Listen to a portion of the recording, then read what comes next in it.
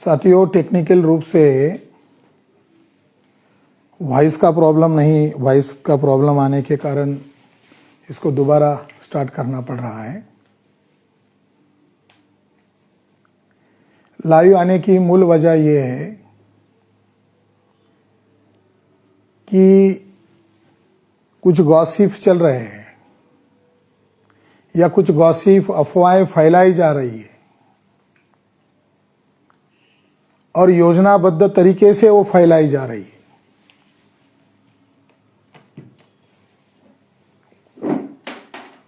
और संगठन के पदाधिकारियों को जानबूझकर संभ्रमित किया जा रहा है। एक तरफ यह कहा जा रहा है कि राष्ट्रीय अधिवेशन के पहले क्यों बोला जा रहा है, सोशल मीडिया के प्लेटफॉर्म से क्यों बोला जा रहा है, और दूसरी तरफ राष्ट्रीय अधिवेशन के पहले ही कार्रवाई की जा रही है। जब राष्ट्रीय अधिवेशन के पहले ही कार्रवाई की जा रही है तो केवल मात्र मैंने नांदेड़ केस के सिलसिले में वीडियो जारी किया था और मैंने उसी समय कहा था कि जब माननीय राष्ट्रीय अध्यक्ष जी क्रिया करेंगे तो सच्चाई बताने के लिए मैं सामने आऊंगा। जैसे कि परसों उन्होंने क्रिया की है, बिलास खराब तोड़फोड़ कर रहे हैं, ये मुझ पर आरोप लगाया है और माया बगाटे निर्दोष है, ये भी उन्होंने टिप्पणी की है। अगर माया बगाटे निर्दोष है तो विलास खरात कैसे दोषी है, सवाल है। गॉसिप फैलाई जा रही है चरित्र हनन की। लोग मुझे कई सारे सवाल कर रहे हैं उन गॉसिप को आधार बनाकर। मेरे हिती चिंतक, मेरे दोस्त इन गॉसिप पर यकीन नहीं कर रहे हैं, मगर सभी लोगों के मन में, इंडिया में और इंडिया के बाहर के भी लोगों में यह सवाल खड़ा हो रहा है कि विलास खरात जैसे 22 साल पूर्णकालीन प्रचारक के तौर पर रहे व्यक्ति को संगठन से आखिरकार क्यों निकाला जा रहा है, निकालने के पीछे क्या मंशा है? क्या बैठकर इस मामले को सुलझाया नहीं जा सकता था? मैं बाम से भारत मुक्ति मोर्चा तमाम ऑफिसर विंग के कार्यकर्ता पदाधिकारियों को सैल्यूट करता हूं कि वो इस उम्मीद पर है कि इस मामले को सुलझाया जाए। विवाद नहीं होना चाहिए, मगर आनन फानन में, जल्दबाजी में मुझको इसीलिए निकाला गया ताकि मैं ही सच्चाई लाऊंगा। अंदर रहते हुए भी सच्चाई आने वाली है, बाहर निकाल दिया जाएगा तो बदनाम कर दिया जाएगा और बदनाम करने वाला दृष्टिकोण प्रस्तुत कर दिया जाएगा तो लोग उसकी बातों को यकीन नहीं करेंगे, मानेंगे नहीं।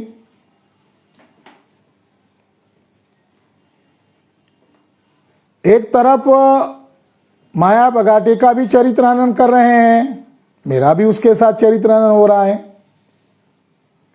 और दूसरी तरफ माया बगाटे निर्दोष है यह भी बताया जा रहा है तो कार्यकर्ता कंफ्यूज हो रहे हैं। एक तरफ दोनों का चरित्र हनन हो रहा है, दूसरी तरफ माया बगाटे निर्दोष है ऐसी पोस्ट डाली जा रही है, तो विलास खरात कैसे दोषी है? साथियों को जानना समझना चाहिए नेचुरल जस्टिस किसे कहते हैं। तानाशाही रवैये को नेचुरल जस्टिस नहीं कहा जा सकता। हमारा पक्ष है, हमारा पक्ष सुनना चाहिए। जब हमारा अस्तित्व ही खत्म कर दिया जाएगा एक क्रूर मानसिकता से, क्रिमिनल मानसिकता से, तो सच को उजागर करने के लिए हमें आगे आना होगा। जिस व्यक्ति ने मेरा पारिवारिक जीवन बर्बाद किया, मेरा सोशल लाइफ बर्बाद किया, मेरे जीवन में अघटित घटनाओं का निर्माता वही है, उसके बारे में मुझे बताना शर्मिंदगी नहीं होगी, क्योंकि सच को मुझे बताना होगा। एक चौथे व्यक्ति को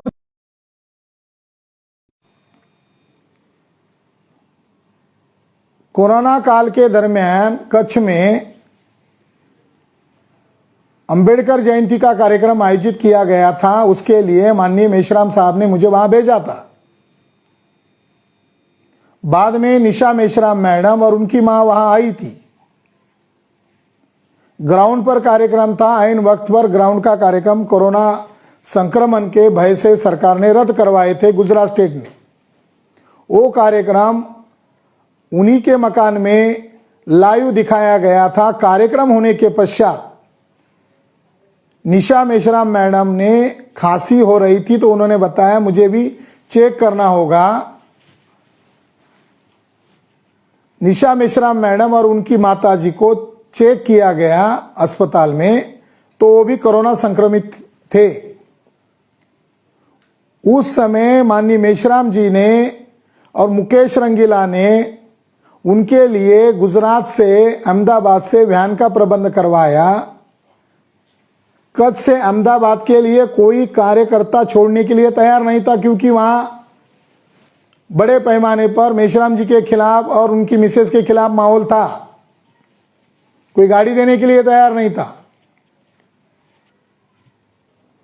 जैसे तैसे उनको सवेरे तक अहमदाबाद लाया और अहमदाबाद से स्पेशल वैन का बंदोबस्त करके डॉक्टर मगन ससाने जी के शिरूर के अस्पताल में दाखिल किया गया, ताकि गुजरात गवर्नमेंट है उनके खिलाफ साजिश हो सकती है, ये ध्यान में रखकर उनके साथ वैन में वो मरीज है, उनके साथ में बैठकर डॉक्टर ससाने जी के अस्पताल में दाखिल किया। 2 या 3 दिन हो चुके थे। मेश्राम जी पूना भवन में थे। मुझे क्वारंटाइन करके रखा था मेरे निवास पर, और 2 या 3 दिन चले गए। माननीय निशा मेश्राम मैडम ने वो मुझे मिलने क्यों नहीं आ रहे हैं ये बताकर लाइव स्ट्रीम वीडियो बनाया था, जिसमें माननीय वामन मेश्राम जी के चरित्र पर उंगलियां उठाई थी। उस समय मेश्राम जी ने मुझे फोन करके कहा, वेताल जी को कहा, आप उसके चश्मदीद गवाह हो, आप सच्चाई बयान करो, क्योंकि निशा मेश्राम मैडम ने यह भी कहा था कि वामन मेश्राम दूसरा राम है। वामन मेश्राम मुझे, मेरी मां को और विलास खरात को मरवा रहा है। मुझे भी लोग फोन करने लगे थे। उन्होंने कहा मेरी पारिवारिक लाइफ बर्बाद हो जाए तो भी चलेगा, संगठन बचना चाहिए। इसलिए मैं और वेताल जी ऑनलाइन आकर सच्चाई बताई। उसके पश्चात क्या हुआ? निशा मेश्राम मैडम ने मुझे धमकी देते हुए कहा कि मैं तुम्हें संगठन से जलील करके निकालूंगी। हमें यकीन था हमारे नेतृत्व पर, हमने रिस्क लिया। उनके पारिवारिक मामले में संगठन की बलि दी जा रही थी, हमने पहल करके संगठन नेतृत्व को बचाया। आगे क्या हुआ? अभी कुछ दिन पहले महाराष्ट्र में तोड़फोड़ चल रही थी। बीएमपी के लोग, वरिष्ठ नेता, स्टेट प्रेसिडेंट शरद पवार की एनसीपी पार्टी में दाखिल हो रहे थे। महाराष्ट्र के बामसेब के वरिष्ठ पदाधिकारी मुझे फोन कर रहे थे कि कुछ गड़बड़ है क्या, कल तक जो मेश्राम साहब के साथ है वो अचानक एनसीपी में क्यों चले गए। मैंने कहा मैं महाराष्ट्र में कार्य नहीं करता हूं, मैं नॉर्थ इंडिया में कार्य करता हूं, ज्यादातर मुझे मालूम नहीं। मगर उन लोगों ने कहा हम आपके ऊपर थ्रस्ट करते हैं, ये क्यों जा रहे हैं।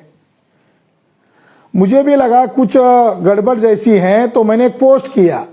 पोस्ट का शीर्षक, पोस्ट का जो मैटर था वो इस तरीके से था, हमेशा उद्देश्य को प्राधान्य रखो, भावनात्मक फैसले नहीं लेने चाहिए व्यक्तिवादी बनकर। हमेशा संगठन, उद्देश्य, नेतृत्व, विचारधारा को महत्व दो। और जो लोग चले गए उनके बारे में व्यंग्य करते हुए कहा ऐसे लोगों के लिए हार्दिक श्रद्धांजलि, भावपूर्ण श्रद्धांजलि के बजाय हार्दिक श्रद्धांजलि ऐसा शब्द प्रयोग किया। लोगों ने उसको खूब लाइक शेयर किया, लोगों ने कमेंट आए, कार्यकर्ताओं ने इस बात को अप्रिशिएट किया। 2 घंटे के पश्चात निशा मेश्राम मैडम द्वारा पोस्ट डाली गई, जिसने आज हार्दिक श्रद्धांजलि दी है, जिसने आज श्रद्धांजलि दी है, कल उसके लिए एडवांस में श्रद्धांजलि।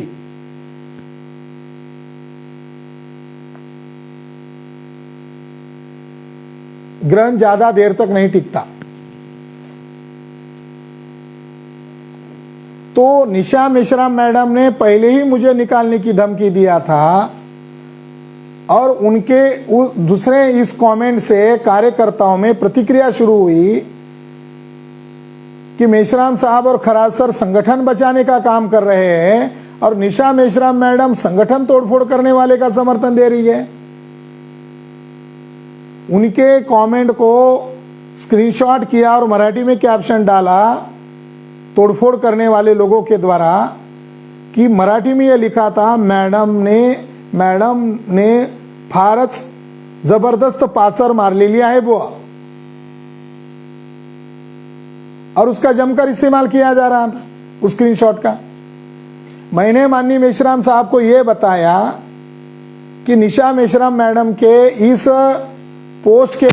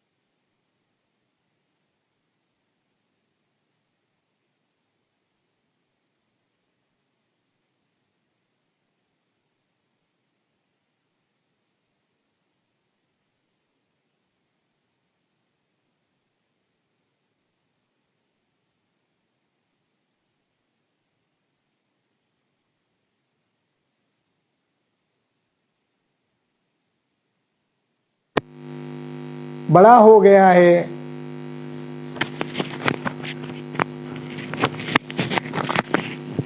किताबें लिख रहा है,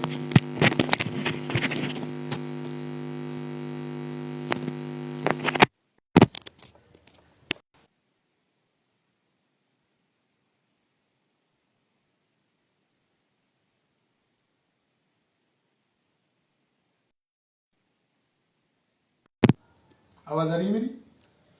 विलास खराद अब बड़ा हो गया है, किताबें लिख रहा है, भाषण कर रहा है,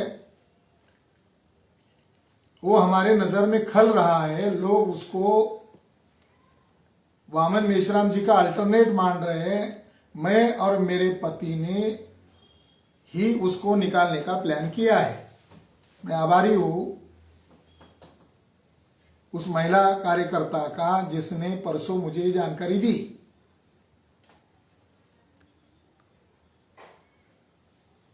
तो मुझे निकालने के लिए अगर ये सारा प्लान चल रहा था और माननीय वामन मेश्राम जी निशा मेश्राम मैडम के कहने पर मुझे निकाल रहे थे, क्यों निकाल रहे थे, क्या योजना थी, ये मुझे समझ में आ गया। नंबर 1 बात। नंबर 2 बात, निशा मेश्राम मैडम की अंतरराष्ट्रीय स्तर पर एक बहुत बड़ी गलती पकड़ी गई या बहुत बड़ा क्राइम उनके हाथ से हुआ और जिसके खिलाफ उन्होंने क्राइम किया वो माया बगाटे यहां उपस्थित है। उसको उन्हीं की जबान से सुनना जानना जरूरी है।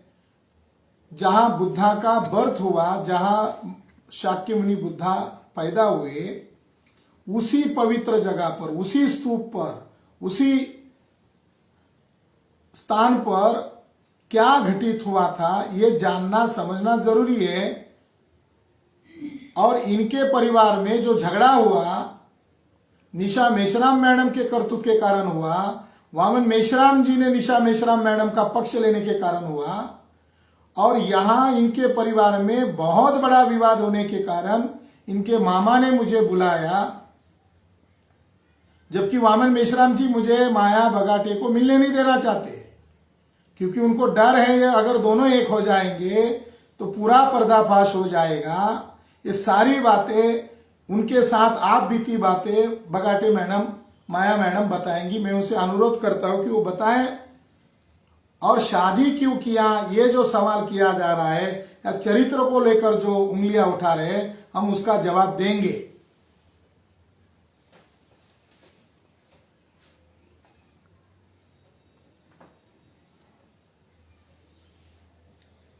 साथियों, मैं कभी लाइव नहीं आई हूँ, ना ही मुझे सोशल मीडिया में कोई इंटरेस्ट है कि मैं किसी के सामने आके कोई बात रखूं या कमेंट करूं।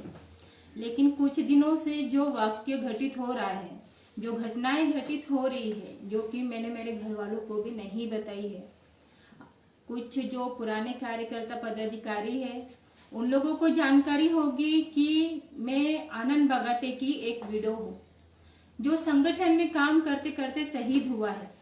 उस शहीद की मैं पत्नी हूँ। मैं 2007 से कार्यकर्ता के तौर पे मैं काम करते आई हूँ, और 2014 में मैंने एक फुल टाइमर से शादी करके खुद फुल टाइमर बनी हूँ मैं। लेकिन जब मेरे पति आनंद बगाटे की 19 दिसंबर 2015 को एक्सीडेंट से मृत्यु हुई, उस दौरान उनकी और मेरी एक ही बात हुई थी, इतिहास बार बार तो नहीं दोहराएगा। मैंने तो उस पर बगाटे जी ने कहा इतिहास बार बार दोहराएगा। मैंने उस समय बगाटे जी से कहा, जिस प्रकार से सविता कबीर ने बाबा साहब के साथ किया, मायावती ने काशीराम साहब के साथ किया, उसी प्रकार मेश्राम साहब के साथ भी तो नहीं होगा। तो उस पर मुझे बगाटे जी ने कहा कि इतिहास बार बार दोहराएगा। मेश्राम साहब जो है इतिहास से सबक सीख कर काम कर रहे हैं, तो हम किसी व्यक्ति विशेष के लिए काम नहीं कर रहे हैं, हम महापुरुषों की विचारधारा के लिए हम काम कर रहे हैं। इस प्रकार के बगाटे जी और मेरे बीच में जो डायलॉग हुआ था वो बता रही हूँ। इसके बाद में बगाटे जी से मैंने ये भी कहा था, जिस प्रकार से हमारे महापुरुष शहीद हुए हैं उस प्रकार से मैं भी शहीद होंगी। तो बगाटे जी ने मुझे कहा, तुम क्यों शहीद होगी, तुम्हारे बदले का मैं शहीद होऊंगा, तुम्हारे बदले का मैं मरूंगा, तुम्हें माता सावित्रीबाई, माता रमाबाई, माता जिजाऊ जैसे काम करना है। ये सब घटना, ये सब डायलॉग जिस दिन हम दोनों के बीच में हुआ, उस दिन बगाटे जी पार्सल डालने गए और उसी दिन हमारी शादी को 1 साल 6 महीने हुए थे, और उसी दिन केवल 3 मिनट रहे थे। तो बगाटे जी आए और कहा हुआ नहीं। मैंने उस दौरान कहा कि नहीं, केवल 3 मिनट है। तो उस समय बगाटे जी गए, वो 3 मिनट आज 9-10 सालों में बदल गए, वो लौट कर नहीं आए। दूसरी बात, सबसे महत्वपूर्ण बात, मैं संगठन में वापस काम करने के लिए आई। उसके पीछे का कारण है कि बगाटे जी और मेरा जो डायलॉग हुआ वो कारण है, जिसकी वजह से मैं संगठन में वापस आई। नहीं तो कोई विधवा या कोई बहन या कोई बेटी संगठन में वापस या घर से बाहर कदम नहीं निकालती है। लेकिन मैं 1 महीना 10 दिन में संगठन में आके काम करने लगी, अपने आप को संभालने लायक नहीं थी। पापा ने, मम्मी ने, सबने मुझे कहा, भाइयों ने भी कहा कि माया तुझे जाने की जरूरत नहीं है, लेकिन मैंने कभी किसी की नहीं सुनी। मेरे मामा ने भी कहा तुझे जाने की जरूरत नहीं है, लेकिन फिर भी मैंने नहीं सुनी। लेकिन जब लखनऊ में पहला प्रशिक्षण शिविर था, उस दौरान वो प्रशिक्षण शिविर में अपना मानसिक संतुलन खो बैठी थी, मैं डिप्रेशन में थी। उस समय पहली बार मेरा चरित्र हनन किया गया था, वो भी निशा मेश्राम द्वारा। उसने मुझे मुंह पे बोला, मैंने उसको जवाब दिया। उसने मुझे कहा कि माँ तू पहले ऐसा नहीं रहती थी, आज इस प्रकार से रह रही है, आनंद था तब तो ऐसे नहीं रहती थी। तब मैंने उसे जवाब दिया, मेरे घर में खाने पीने की कमी नहीं, ऐसा नहीं है। मैं संगठन में आई हूँ, क्यों आई हूँ? बगाटी जी और मेरा जो आखिरी का डायलॉग हुआ है उसकी वजह से मैं संगठन में काम करने के लिए आई हूँ मैं, नहीं तो मैं यहाँ पर नहीं आती। मैं ये हम उस दिन पहली बार निशा मेश्राम ने मेरा चरित्र हनन किया। मेश्राम साहब ने मेरा मोरल हमेशा बढ़ाया, लेकिन एक महिला होती है, महिला का दर्द समझती है, लेकिन मेरा दर्द उस समय किसी ने नहीं समझा। मुझे दूसरों ने सहारा दिया, लेकिन उसने उस समय मुझे तोड़ के रख दिया था। जिस समय मुझे केवल 2 महीना हुआ था मेरे पति को जाके, यही नहीं, इसके अलावा भी मेरे साथ बहुत बार यानी कि चरित्र हनन को लेके बहुत सारी टीका टिप्पणी की। मुझे 2016 में 19 दिसंबर 2015 में मेरे पति आनंद बगाटी की मृत्यु हुई, वो भी एक्सीडेंट होने की वजह से वो शहीद हुए लखनऊ में, और उसकी वजह से वो होने के बाद में फरवरी माह में 1 महीना 10 दिन में मैं वापस आई 2016 में ही मुझे पूना में भेजा गया। उस समय मैं इतना डिप्रेशन में थी, खुद को संभालने लायक नहीं थी, लेकिन उस दौरान भी मेरे चरित्र पर उंगली उठाई गई।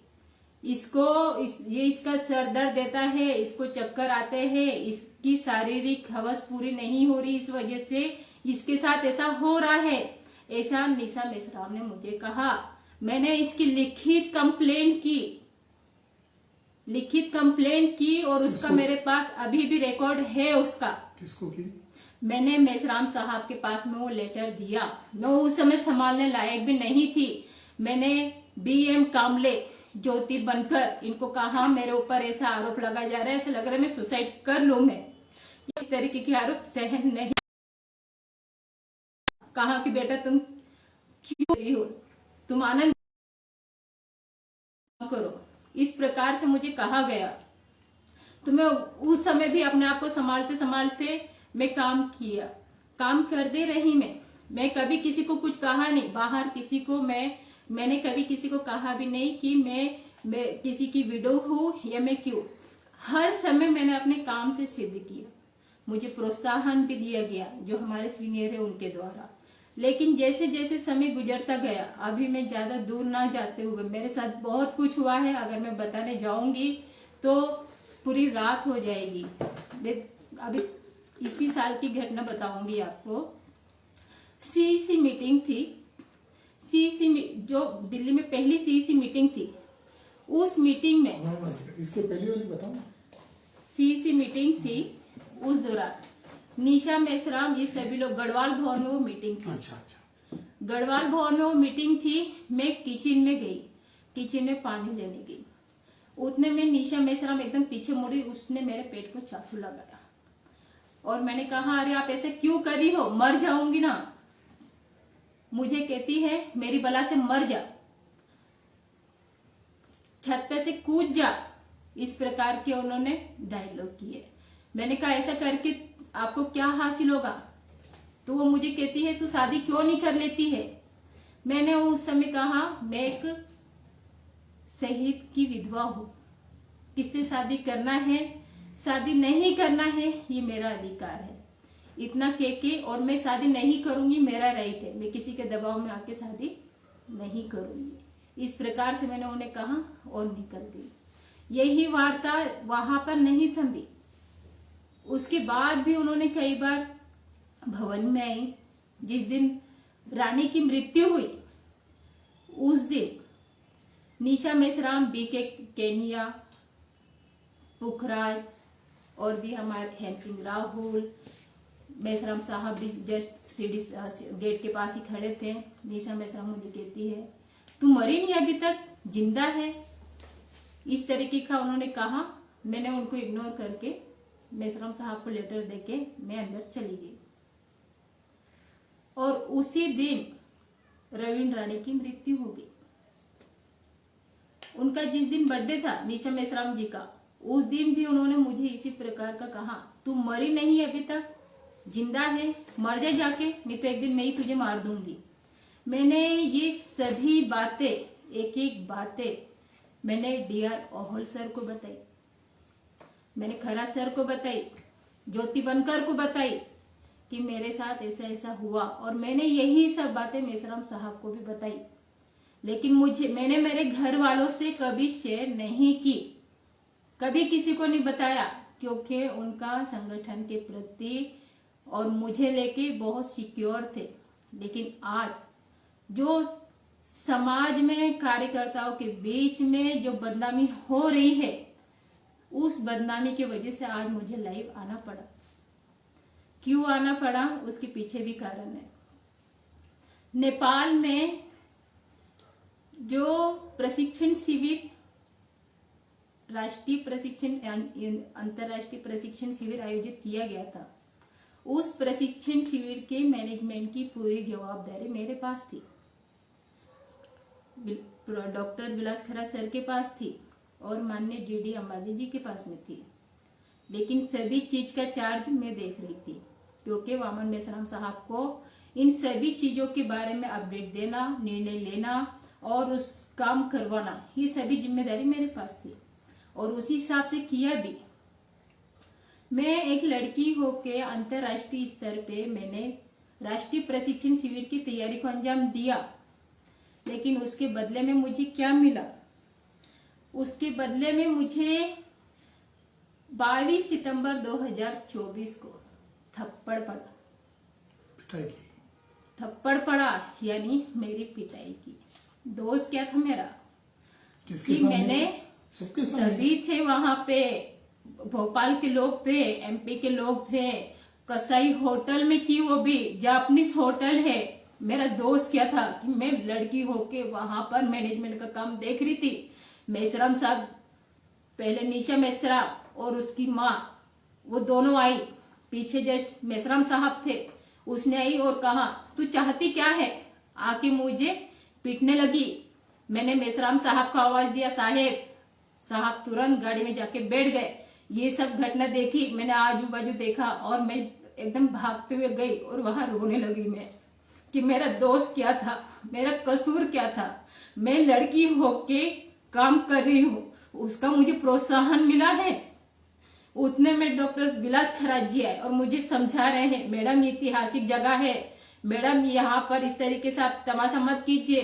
मैंने उनसे भी यही कहा था, मेरा दोस्त क्या है, क्या कसूर था मेरा जो उसने मुझ पर हाथ उठाया, क्या गुनाह किया था मैंने इस तरीके से। डॉक्टर बाबा साहब अम्बेडकर जब नेपाल गए थे 1956 में, उस दौरान सविता कबीर ने भी ये घटना, ये इसी तरीके की वारदात की थी। उसने कार्यकर्ताओं के बीच में, कार्यकर्ता की बीबी के साथ में बदतमीजी की, झगड़ा किया। बाबा साहब वहां से निकले और वहां इंडिया आने के बाद उनकी हत्या हो गई। यही सब बात मैंने डॉक्टर विलास खरात को कहा, आप मुझे मत बताओ, मैं लोगों को समझाती हूँ, लोगों को मोटिवेट करके संगठन से जोड़ती हूँ, तो आप ये बातें मुझे मत बताओ। वही घटना, इतिहास फिर वही दोहराया। उस समय सविता कबीर ने किया, इस समय निशा मेश्राम ने मेरे साथ में किया।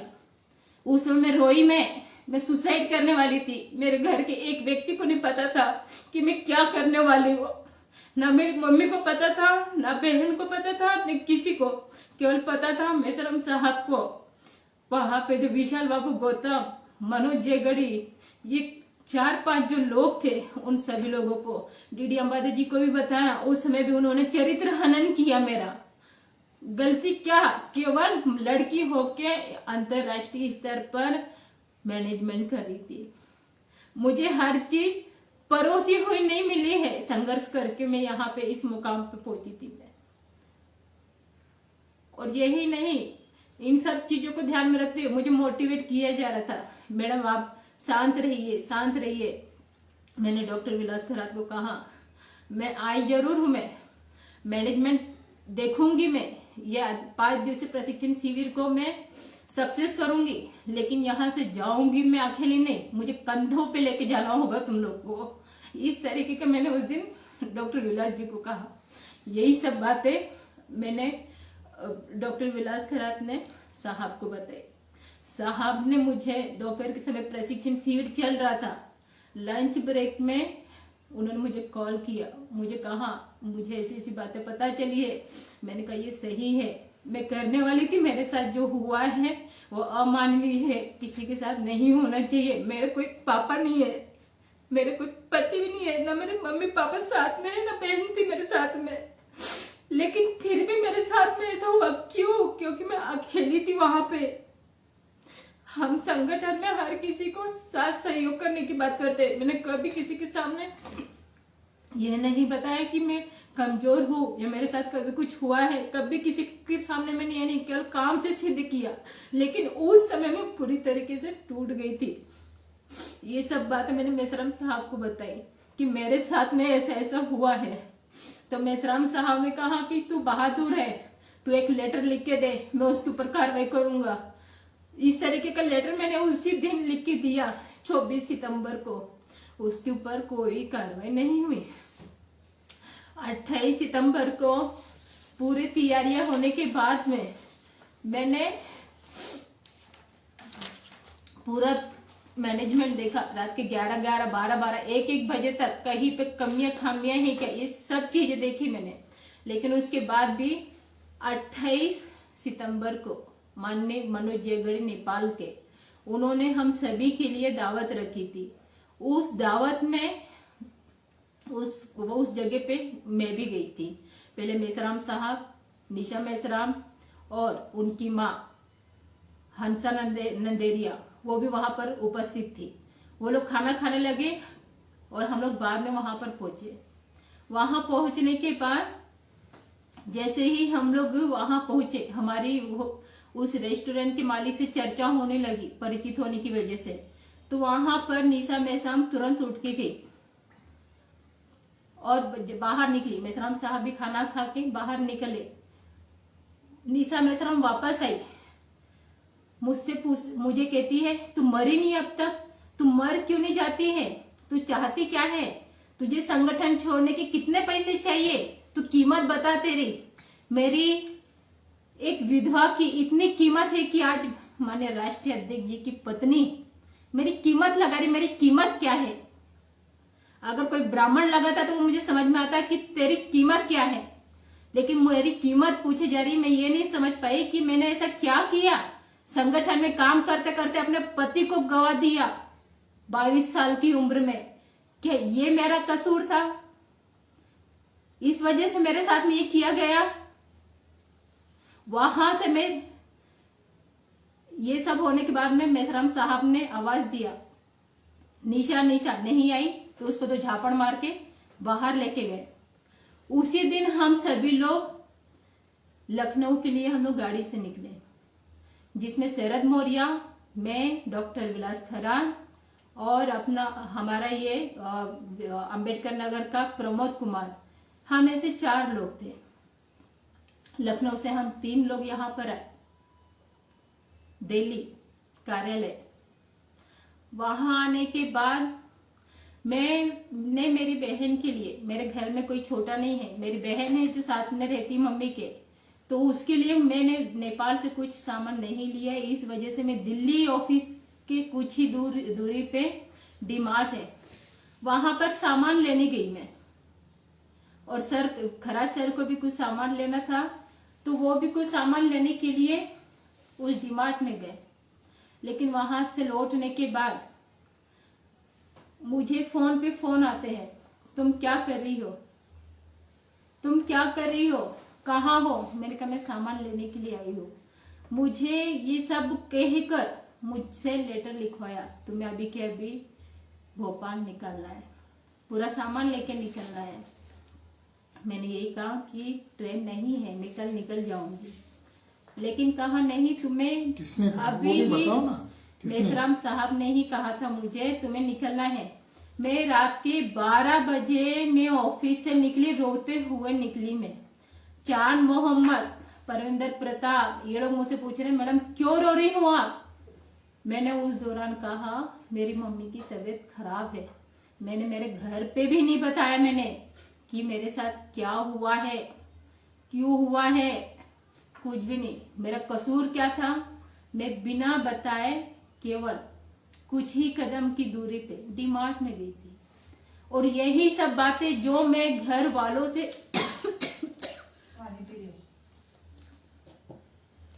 छुपाते हुए आई, किसी को नहीं बताया, वो आज मामा जी के माध्यम से अन्य कार्यकर्ताओं के माध्यम से बताया जा रहा है। घर में मेरे घर वाले चिल्ला रहे हैं, कल से परेशान हैं कि क्या चल रहा है। आज मेरे पापा होते तो कोई मुझे चूक करके भी नहीं बोलता, लेकिन ना होने की वजह से, इन सब लोगों की करतूतों की वजह से आज मुझे सब लोग बोल रहे। मेरा पूरा परिवार परेशान है, मेरे पूरे खानदान के लोग परेशान हैं। फोन आ रहे हैं गांव से, भोपाल से, अन्य जो कार्यकर्ता हैं वो भी, कि क्या हुआ है, क्यों सुसाइड करने वाली है। मैं वहां से आने के बाद में जब डी आर राहुल जी को पता चला, उन्होंने मुझे कहा तू संगठन छोड़ दे, संगठन छोड़ दे, मैं तुझे लेटर बताता हूँ, वो लेटर टाइप करके दे। तू क्यों ऐसी जलील की तरह तू संगठन में जी रही है, मान सम्मान स्वाभिमान है या नहीं है, इस तरीके से और गुरुजी ने कहा मुझसे। तब भी मैंने उनका ना सुनते हुए सब सुना। मैंने ये सब बातें मैंने मेसराम साहब को बताई। मुझे ऐसे ऐसे फोन आ रहे हैं, ऐसे ऐसे लोग मुझे कह रहे हैं, ये सब जानकारी दी मैंने। इतना सब बताने के बाद, ये करने के बाद फिर भी मैं संगठन में वापस आई। संगठन में मैंने काम किया और करते हुए आई हूं मैं, कभी नहीं। लेकिन आज मेरा इच्छा मरण वाला संदर्भ क्या है? इच्छा मरण वाला संदर्भ यही है कि मैं वहां से आई, मुझे वो जीने नहीं दे रहा। जो नेपाल में मेरे साथ घटना हुई, कभी मेरे माँ बाप ने मुझे चू करके नहीं कहा, लेकिन आज मुझे नेपाल से बेइज्जत करके मुझे भगाया गया। नेपाल तो छोड़िए, मुझे न्याय की उम्मीद थी। मैं नेपाल से दिल्ली आई, दिल्ली से मुझे रात के 12 बजे भोपाल के लिए भेजा गया, जहां ट्रेन की सुविधाएं नहीं थी, बस नहीं थी। पूरी रात मैंने रेलवे स्टेशन पे काटी। ये सब मेरे घर के लोग आज मुझे कह रहे हैं, तेरे घर के लोग, अगर तू संगठन में काम करती है, महिला हो के तेरे साथ ऐसा क्यों किया। ये सब बातें भी मैंने कभी किसी को नहीं बताई, लेकिन ओहल गुरु जी को यह पता चला। उन्होंने मुझे कहा, मैं उनको पिता तुल्य मानती हूं मैं हर चीज में। उन्होंने मुझे कहा, तुझे अक्ल नहीं है, तुझे समझ में नहीं आ रहा है, तेरा यूज किया जा रहा है। बीबी ने तुझे नेपाल में पीटा, पति ने रात के 12 बजे तुझे ऑफिस से भगाया। मुझे इस तरीके से तू रिजाइन दे, लेटर लिख के दे, तू, मैं बताता हूं तुझे लेटर, ऐसा मुझे और गुरुजी ने कहा। लेकिन फिर भी मैंने उनमें से किसी का भी नहीं सुना। ना सुनने का कारण आज मुझे पता चल रहा है, मैं अगर उस समय लिख के देती या संगठन में छोड़ देती, तो आज मेरी इतनी राष्ट्रीय स्तर पर बदनामी नहीं होती। उस बदनामी की वजह से मेरे घर के लोग परेशान हैं, बहुत ज्यादा परेशान हैं। मेरी मम्मी जो मेरी एक बात ये नहीं करती थी, आज वो मुझे लेके अनसिक्योर है। मेरे घर पे 8-10 दिन से ठीक से खाना भी नहीं खाया जा रहा है।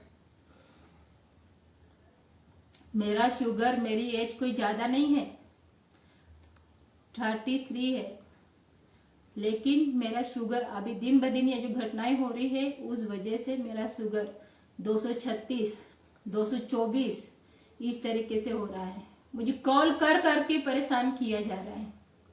इतना मैं खा भी नहीं पा रही, चक्कर आके कब गिर जा रही मुझे पता भी नहीं चल रहा है। ये सभी घटनाएं मेरे घर वाले देख के, पत्र दिया उसका क्या जवाब आया, ये इम्पोर्टेंट है। मेरे किसी पत्र का कोई जवाब नहीं आया है सर, मेरे किसी भी चीज का कोई जवाब नहीं आया है, ना ही किसी ने कुछ दिया है। दत्तक लिया क्या मैटर है? वो इसी चीज को ध्यान में रख के किया गया है और कुछ नहीं है। मतलब वो ड्रामा है या सच्चाई है? ये तो मेसराम साहब ही, सच्चाई बताओ। मैं अभी तक मैंने ये जो घटनाएं बताई है, इन सब से सब आकलन निकाल सकते हैं कि रियलिटी क्या है, सच्चाई क्या है।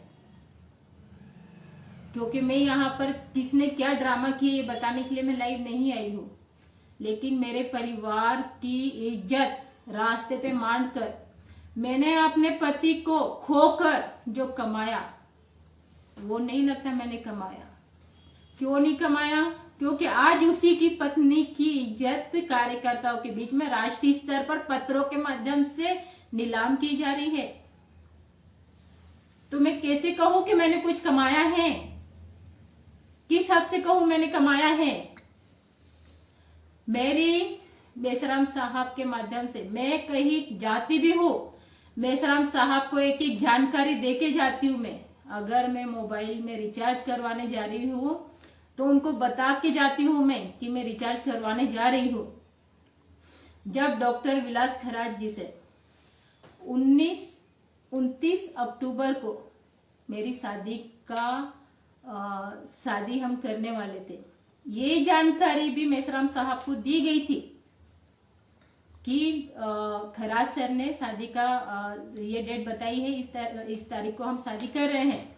उस समय भी उन्होंने मुझे इस चीज के लिए प्रोत्साहित किया, ठीक है तुम करो शादी, विलास से उचित और कोई व्यक्ति नहीं है तुम्हारे लिए, तुमने शादी करना चाहिए, अच्छी बात है।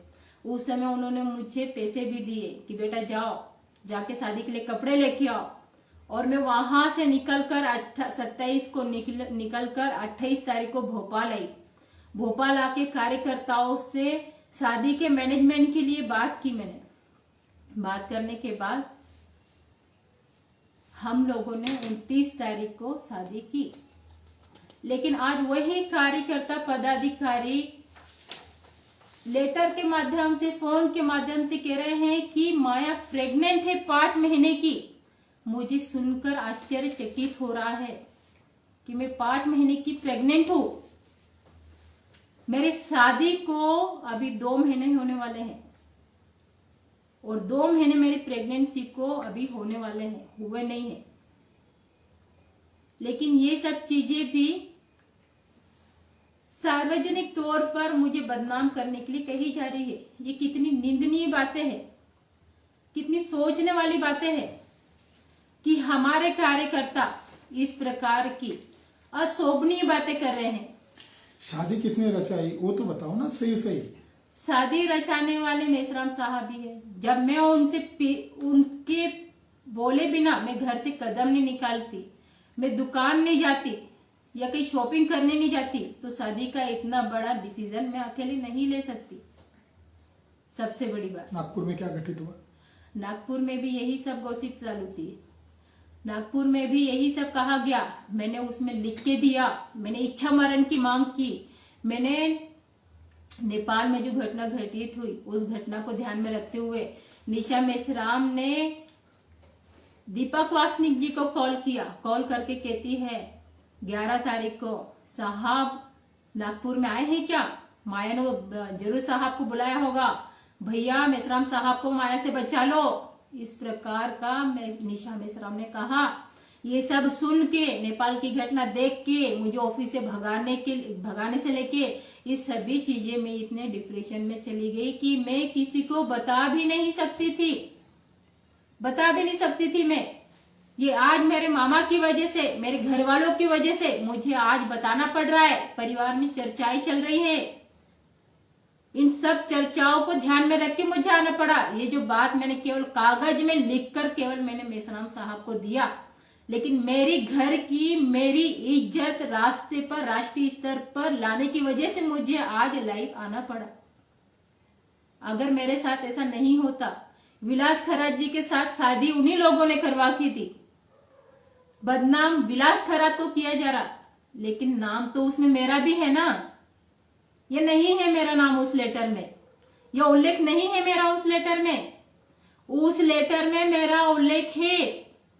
विलास खरात ने अगर कहा मेरी पत्नी को मैंने बच्चा गिराने के लिए कहा, उसमें भी मेरा नाम है। और उसी चीज को कहा जा रहा है कि माया 5 महीने की प्रेग्नेंट थे। जब शादी को ही 2 महीने हो रहे हैं तो प्रेगनेंसी को 5 महीने कैसे हुए? कौन सा भाई? मैं संगठन की बेटी हूं, तो कौन सा भाई, कौन सी माँ, कौन सा पिता अपनी बेटी की इज्जत ऐसे रास्ते पे लाता है या बदनाम करता है? जिस बच्चे को जन्म भी नहीं दिया है अभी, उस बच्चे को कलंकित करने का काम किया, उसको दोष देने का काम किया। निशा मेश्राम ने सभी जगह पे कहा, सभी लोगों से कहा कि माया और वामन मेश्राम का अफेयर है, ये जो बच्चा है ये वामन मेश्राम का है। इस प्रकार की प्रतिक्रिया दी जा रही है, कहा जा रहा है, यहां तक कि 5 महीने की प्रेग्नेंट है ये भी कहा गया। मैंने इसी के संबंध में मैंने निशा मेश्राम को एक लेटर लिखा। उस लेटर में मैंने पूछा आखिर ये सब बातें कही जा रही है। मैंने नाम के साथ में लिखा, जिसमें अहोल गुरुजी, राहुल बोर्डे, मुकेश रंगीला और भी बहुत सारे कार्यकर्ता हैं जिनके पास कहा है।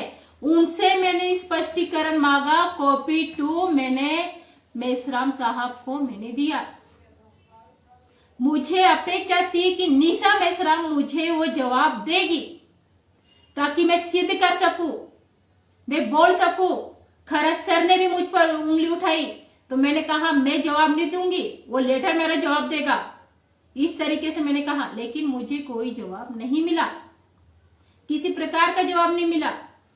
मुझे सचिवालय से ही लिख के मिलता है कि ये सब है, आपका इस्तेमाल किया जा रहा है, विलास खरात आपका इस्तेमाल कर रहा है, यूज एंड थ्रो। ये जो बोली भाषा है ये आपकी नहीं है, मुझे मेश्राम साहब ने तैयार किया है, ओहल गुरुजी ने तैयार किया है। यहां तक कि आपका सुप्रीम कोर्ट का जो वकील है, जो लीगल एडवाइजर था, उसकी राइटिंग को मात दी है मैंने। तो मेरी भाषा में अगर मेरी राइटिंग में कोई कहे कि विलास खरात ने राइटिंग है, तो मैं ये भी कहती हूँ कि विलास खरात की इसमें मैं गलतियां निकाल सकती हूँ, लेकिन मुझ पर आरोप नहीं लगा सकते कि मैंने विलास खरात का सहारा लिया है। मैंने जो कुछ कहा, मैंने जो कुछ लिखा, मेरे मामा, मेरी मम्मी, मेरी बहन, इन लोगों के माध्यम से मुझ पे जो आरोप आए हैं, जो उंगलियां उठाई गई हैं, उसको मैंने सिद्ध करने के लिए कि मैंने देखो, मैंने पूछा है, मैंने निशा मेश्राम से पूछा है कि ये जो आरोप लगाया है स्पष्ट करे, लेकिन एक पत्र नहीं आया, ना ही वो सामने आई है। अरे हम महिलाओं को प्रोत्साहन देने का काम करते हैं। मेरा पति काम करते करते शहीद हुआ है संगठन में। मेरी उस समय 22 साल की उम्र थी, 22 साल की।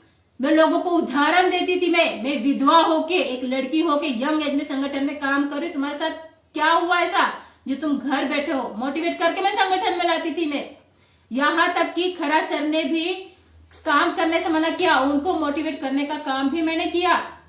लेकिन आखिर में क्या हुआ, मैं खुद अपने आप को संभाल नहीं पा रही। मेरे घर के लोग मुझे बोल रहे मेरा शुगर हाई हो रहा है। मेरी उम्र नहीं है कि मेरा शुगर हाई हो, लेकिन इन सब चीजों के चलते हुए मेरा शुगर हाई हो रहा है। मैं चक्कर खा के गिर रही हूं, अकेले नहीं जा पा रही हूं कहीं पे। आखिर क्यों किया जा रहा है मेरे साथ ऐसा? क्या समाज में मैं काम कर रही हूं, उसका परिणाम, उसका फल दिया जा रहा है मुझे? पति खोने के बाद 1 महीना 10 दिन में संगठन में काम कर रही हूं, करते आई हूं, उसका परिणाम है ये, उसका फल दिया जा रहा है मुझे। आखिर क्यों ऐसे किया जा रहा है? मैं किसी की बहन हूं, किसी की बेटी हूं, एक भाई की बहन हूं। अरे ऐसा करने से पहले आप लोग सोचो तो सही कि क्या हम इस प्रकार की बदनामी एक पुरुष के साथ, उस पत्र में नाम जोड़ा हुआ है, उसके साथ हम कर रहे हैं, तो उस महिला पे क्या बीतेगा? 2-3 बार मैंने सुसाइड करने की कोशिश की, एक बार भी नहीं, 2-3 बार छत पे से कूदने की कोशिश की। मैं बाहर हाईवे पे निकल गई, मेरे घर वाले ढूंढते हुए आई मुझे। क्या करना चाहिए मैंने ऐसी चीज में? विश्राम जी ने हाथ खड़े क्यों कर दी? मुझे नहीं पता ऐसा क्यों किया उन्होंने। ये पूछना चाहिए आप लोगों ने, क्यों किया। ठीक है साथियों, ये विक्टिम है और इसका मानसिक शारीरिक तौर पर शोषण किया गया। कुछ बातें हैं जो बहुत गंभीर बातें हैं और बामसेफ संगठन का एक बहुत बड़ा ओहदा है।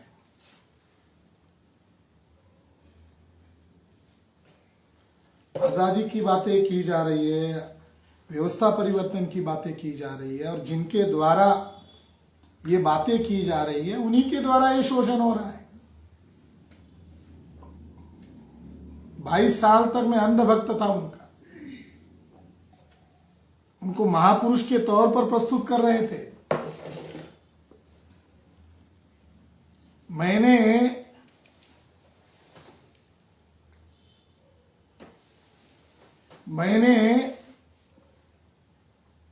मानधन क्यों रोका गया इसके बारे में लेटर ओरली पूछा, उन्होंने मुझे लिखकर मांगा, तो अनिल कुमार माने को मैदान में उतारा। कभी ऐसा नहीं हुआ मेरे साथ कि मेरे प्रोग्राम की इंक्वायरी की जा रही है। वो आदमी नंबर 1 का झूठा आदमी है, वो नहीं कर रहा है, मेश्राम जी करवा रहे हैं। उसने लिख के दिया कि जो महाराष्ट्र में 4-5 प्रोग्राम हुए छत्रपति शिवाजी महाराज के बौद्ध धर्म के साथ संबंध इस विषय पर, तो उसने लिखा कि इसकी अनुमति नहीं ली है। नंबर 1 का झूठा बोला। या हो सकता है मेश्राम जी ने उसको ऐसा कहने के लिए कहा होगा क्योंकि उनको निशा मेश्राम के ऊपर कार्रवाई से बचना था, मानधन का इशू खड़ा किया। मुझे सचिवालय से परमिशन था। बामसेप के प्रेसिडेंट जो महाराष्ट्र के बामसेप के अभिजीत भगत है, इनके नाम पर लेटर है। प्रभारी मंगला थोरात जी को प्रतिलिपि है, गोरखनाथ वेताल जी को है। किस आधार पर कह रहे हो कि कार्यक्रम का परमिशन नहीं है?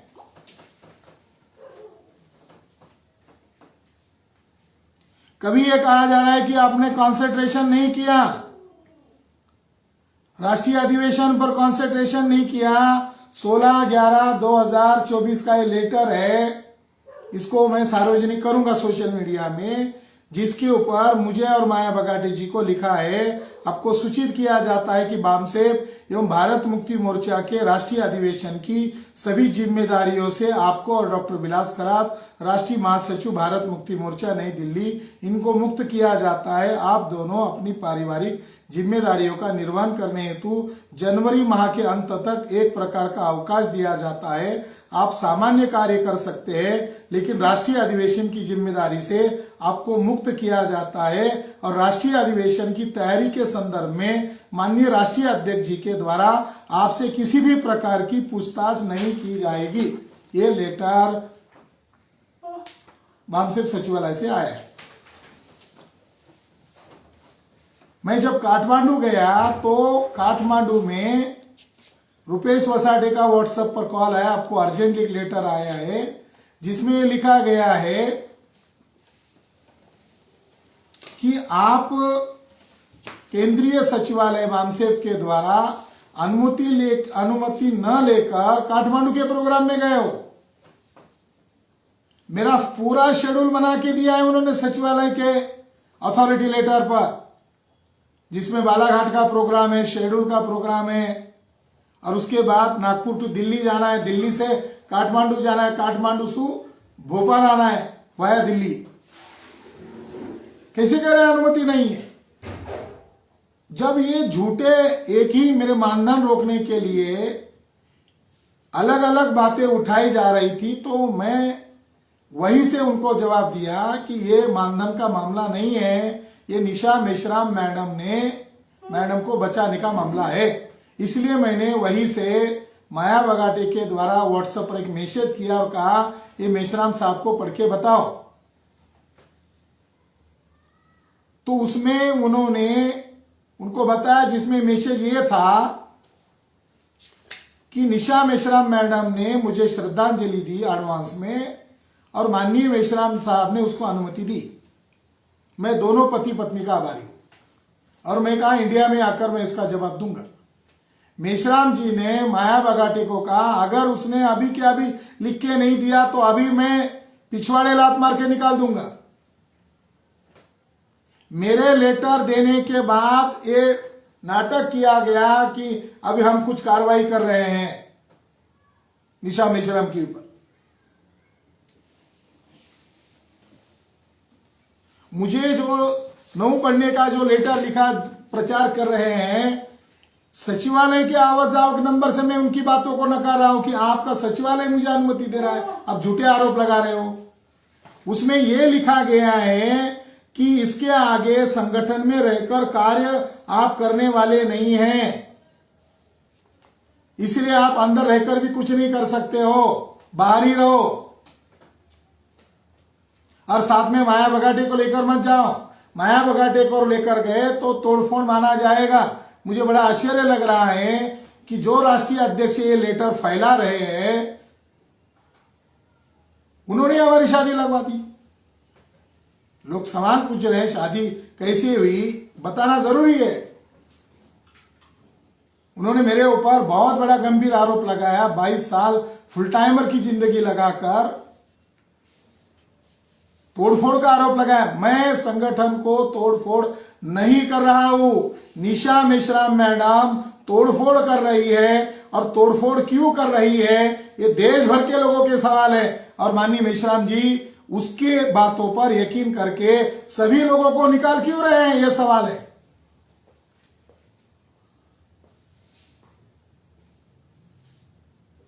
एक बात बताना चाहता हूं, जब माया बगाटे के ऊपर निशा मेश्राम मैडम ने जानलेवा हमला किया तो माननीय मेश्राम साहब थोड़े आगे गए, गाड़ी में आकर बैठ गए।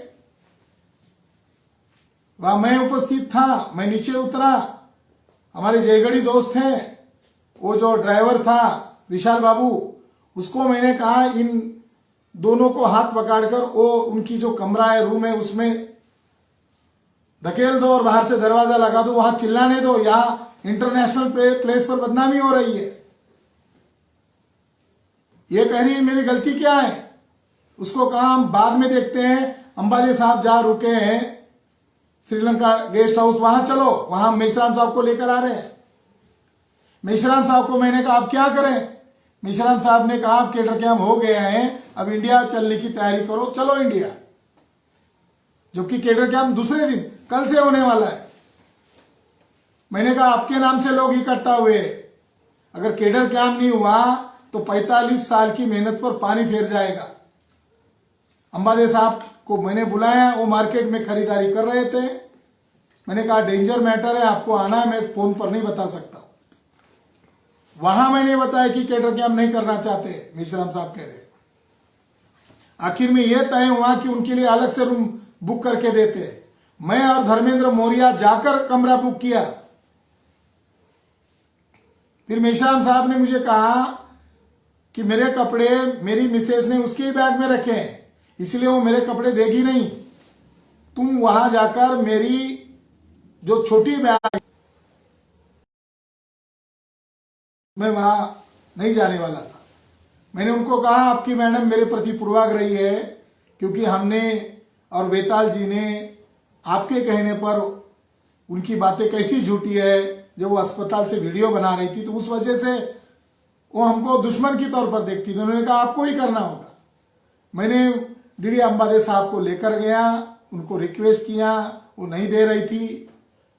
हमने कहा मेश्राम साहब इंडिया जा रहे, आप क्या करने वाले हो, तो डर गई। तो फिर उसने वजह बताई, इधर से एक महिला धक्का मार रही थी, उधर से वो धक्का मार रही थी। एक महिला का नाम माया बगाटे लिया, दूसरी महिला का नाम मैं अभी नहीं बता सकता। उनके ऊपर आरोप लगाए, सीनियर कार्यकर्ता है। तो फिर बाद में हमारे गाड़ी में आकर बैठ गए, मेश्राम साहब के होटल तक आ गए, अंदर रूम में चले गए। हमें बड़ा आश्चर्य लगा, हमें आपत्ति, हमें यह लग रहा था इनका झगड़ा होगा। अंदर जाते ही शांत हो गए माहौल। निशा मेश्राम मैडम की मां ने हमें वचन दिया, मुझे और डीडी अंबाजी जी को, कि मैं 5 दिन इन दोनों पति पत्नी का झगड़ा नहीं होने दूंगी। हम अश्योर होने के कारण वहां एक ड्राइवर को रखा और अंबाजी साहब की रूम नीचे के फ्लोर में हमने शिफ्ट की। दूसरे दिन क्या हुआ, निशा मेश्राम मैडम की मां ने ही कार्यकर्ताओं को यह बोलना शुरू कर दिया, मेरी बेटी ने माया को जमकर पीटा। और जो 200-300 संख्या में वहां लोग उपस्थित थे जिनके सामने घटित हुआ, वो लोग भी अंतरराष्ट्रीय लेवल पर क्यों मारा गॉसिप शुरू हो गया। लास्ट डे भी मर क्यों नहीं जाती, धमकी दिया गया। अब जो सवाल पूछा जा रहा है शादी क्यों किया, इसका जवाब देना के लिए ही मैं लाई आया हूं। कोई भी पुरुष और कोई भी महिला अपने चरित्र की बलि देकर जिंदा नहीं रह सकती। मैंने उस समय कहा था कि मैं मुंह नहीं खोल रहा हूं, मगर मुझे मुंह खोलने के लिए मजबूर ना किया जाए। संगठन तोड़फोड़ का मेरे ऊपर आरोप लगा रहे हैं, मुझे मुंह खोलना पड़ेगा और सबूत के आधार पर मैं प्रस्तुत करूंगा।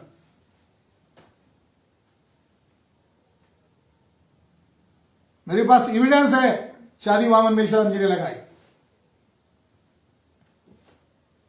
11/12 को सेंट्रल लेवल की सीईसी की मीटिंग थी, वह गॉसिप शुरू हुआ।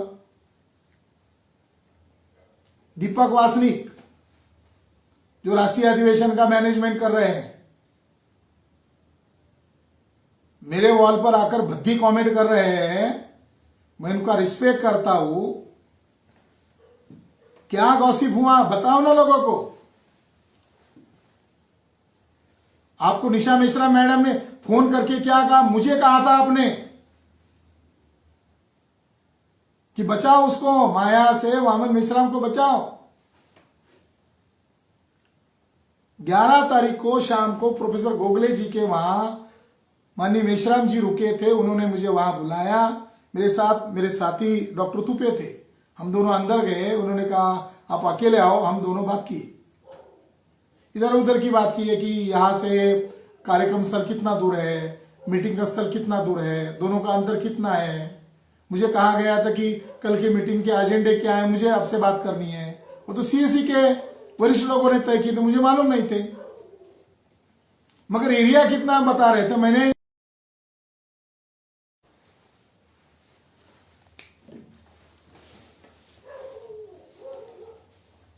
तो उसके बाद मैं थोड़ी देर के लिए बाहर गया। मैं कहा बातें होगी, मैं बाहर गया। आधे घंटे बाद मेश्राम सर का मुझे दोबारा फोन आया, तुम हो या चले गए? मैंने कहा हम गोगले सर, गोगले मैडम से बात कर रहे हैं हॉल में, मैं यहीं पर हूं। तो उन्होंने कहा जरूरी बात है, अंदर आ जाओ। मैं अंदर गया। अंदर जाने के बाद उन्होंने कहा मेरी पत्नी पागल हो गई है, वो शंका ले रही है, मेरी बदनामी हो रही है। तो मैंने कहा मैं धाड़स के साथ आपको 3 बातें बताता हूं। नंबर 1, आपकी मिसेस को साइकेट्रिक को दिखाना चाहिए। एक लड़की या एक महिला के प्रति उसका दृष्टिकोण नहीं है, कई महिलाओं के बारे में उसका गलत दृष्टिकोण है, उसको साइकेट्रिक को दिखाओ। दूसरी बात, जब बुद्धा के बर्थ प्लेस से जो विवाद हुआ, आप गाड़ी में आकर बैठ गए, आपने चप्पल निकालकर आपकी मिसेस को कहा क्यों तमाशे कर रहे हो, मैं मारूंगा तुझे। तब आपकी सास यानी निशा मेश्राम मैडम की मां कह रही है मार क्यों नहीं डालते हो। तो मेरा यह आकलन है कि निशा मेश्राम मैडम को उसकी मां उकसा रही है, क्योंकि जब डॉक्टर ससाने जी के अस्पताल में वीडियो बनाया जा रहा था, दूसरे बेड पर उनकी मां थी, वो रोक सकती थी अपनी लड़की को। क्यों मेरी जमाई की बदनामी कर रहे हो, मेश्राम साहब की बदनामी क्यों कर रहे हो? उन्होंने रोका नहीं, ये उनको साथ दे रही है। मैंने कहा ये सबूत है। तीसरी बात मैंने कहा कि सचिवालय एक लड़की के हाथ में देने के बजाय किसी लड़के के हाथ में दो। आप कार्यक्रम में रहते हो, देर रात फोन करते हो, आपकी बीवी कहती किसका फोन है? अगर लड़के ने देर रात भी फोन कर लिया तो उसका कोई डाउट नहीं है, डाउट भी आप क्यों बढ़ा रहे हो? और चौथी बात कही कि उसकी शादी कराओ। मैं आज पहली बार बोल देता हूं, यही वामन मेश्राम जी थे जिन्होंने 2021 में माननीय डीडी अंबादी जी के माध्यम से माया बगाड़ी जी के साथ मेरी शादी करवाने का प्रस्ताव मुझे दिया था। मैंने 2 बार इनकार कर दिया था। मैंने कहा था मैं फुल टाइम काम कर रहा हूं, मेरे पिताजी बीमार हैं, मेरी माताजी और पिताजी उम्र दराज है, उनकी देखभाल के लिए मुझे घर गृहस्थी की लड़की चाहिए। और इस आधार पर वैशाली कीर्ते जो वामसेव के ही कार्यकर्ता है सोलापुर के, उस लड़की के साथ मेरी शादी मेश्राम साहब के हाथों से करवाई 14 जनवरी 2021 को 22 को। तो उन्होंने कहा तुम्हारी शादी होकर 3 साल गुजर गए हैं, अभी तक तुम्हें बाल बच्चा नहीं है, अब ये जो समस्या मेरे सामने खड़ी हो गई है, इस समस्या से मुझे मुक्त करना होगा। मैंने कहा मैं माया बगाटे के कैरेक्टर को मैं क्लीन मानता हूं, मगर मेरी मिसेज मुझे काम नहीं करने देगी, मेरे घर में बवाल होगा, कानूनन विवाद खड़ा होगा। मेश्राम जी ने कहा मैं उसको संभाल लूंगा, तुम अभी नागपुर के कार्यक्रम होते ही पुणे चले जाओ, उसको थोड़ा समझाने का प्रयास करो, बाकी मामला मैं देख लेता हूं। माया बगाटी जी, मेरा और मेश्राम जी का दूसरे दिन मीटिंग हुआ नागपुर कार्यालय में। वहां यह बात कही गई कि तुम दोनों शादी करो। अब हमारे दिमाग में नेतृत्व, उद्देश्य, विचारधारा, संगठन खतरे में, हमारी सामने जो घटनाएं हो रही है वो देख रहे हैं। संगठन और नेतृत्व की इज्जत बचाने के लिए मैंने और माया बगाटे ने शादी का जो प्रस्ताव उनके द्वारा आया उसको स्वीकृत किया गया। अभी 10 दिन पहले की बात, शायद 4 दिसंबर की बात है। प्रताप दादा पाटिल के घर पर मेश्राम जी कह रहे हैं इसको फोन पर कि मेरा आपने माना नहीं, आपने मन से शादी कर लिया, ये सारे प्रॉब्लम आपके कारण खड़े हो गए। वो कह रहे हैं कि आपने शादी लगवाई, नहीं मैंने शादी नहीं लगवाई। साथियों, अभी 2 एविडेंस मैं आपके सामने प्रस्तुत कर रहा हूं, ढेर सारे एविडेंस है। मैं ये बातें अधिवेशन के बाद भी कर सकता था, या मुझे मजबूर किया जा रहा है कि मैं संगठन तोड़ फोड़ कर रहा हूं।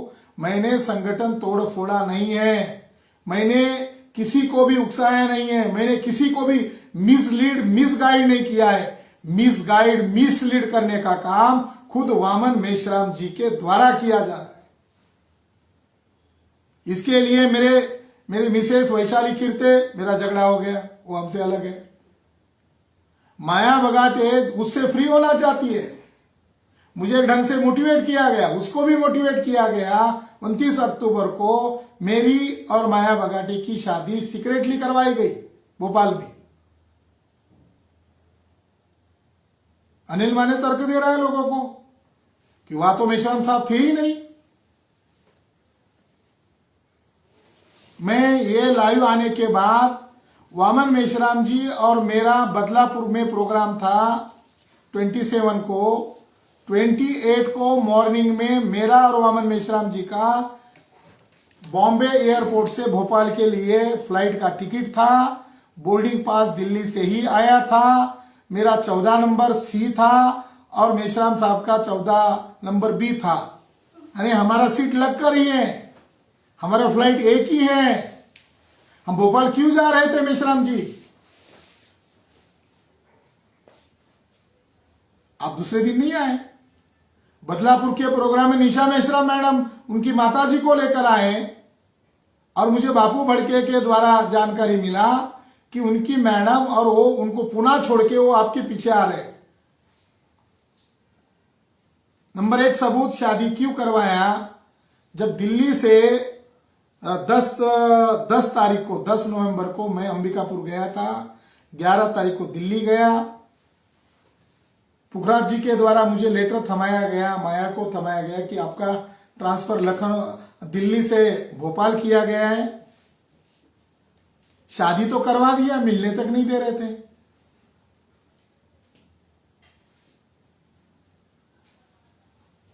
मैंने कहा ड्रामा क्यों किया फिर? ये पॉलिटिकल ड्रामा नहीं तो क्या है? इसने वो सारी बातें उनको बताई तो मेश्राम जी ने असभ्य भाषा का इस्तेमाल किया, अश्लील भाषा का। वो रिकॉर्ड भी नहीं सुना सकता हूं। इसने इच्छा मरण की लेटर लिख के दिया तो मेश्राम जी ने एडॉप्ट करने का नाटक किया। एडॉप्ट नहीं लिया है। उनकी मां ने कहा उनको, क्या मेरी परमिशन लिया था? उसकी बहन ने कहा, उसके डॉक्यूमेंट कहां है लीगल एडॉप्ट किया तो? फुल टाइमर महिला नहीं बनती है, ये पहली फुल टाइमर महिला है। रात के 12 साढ़े 12 बजे धक्के मारकर निकाल दिया जाता है। मैं पहला एविडेंस दे रहा हूं। मैं बामसेब के तमाम कार्यकर्ता, पदाधिकारी, महिला जनों को माफी मांगकर कह रहा हूं कि जो बात मैं आज प्रस्तुत कर रहा हूं ये सुनने लायक नहीं है। आप मुझे माफ कीजिए। मेरा दिल टूट गया है उस आदमी से जिसने मुझे जीवन से उखाड़ फेंक दिया है।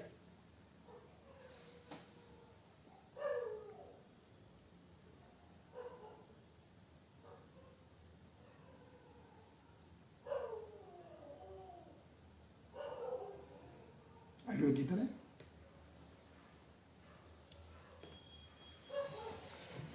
पहला आइडियो है साहब के साथ सेक्सुअल एक्टिविटी करने के लिए उकसा रहे थे। मैं इसको सुना रहा हूं।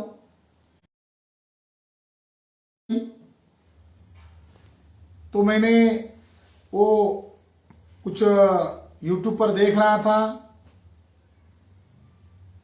और मैं उसके गैलरी में जाकर एक देखा, एक ऑडियो मुझे 1 मिनट का सुनाई दिया। वो वॉशरूम के लिए गई थी, मैं आया, वो सुना और मोबाइल उसके हाथ में देकर कहा कि मेरी शादी प्री प्लान के तहत की गई है। जो मैं सुना हूं, मुझे अभी लग रहा है कि मैं ट्रेन से नीचे कूदकर मर जाऊं। वो मैं आपको सुना रहा हूं।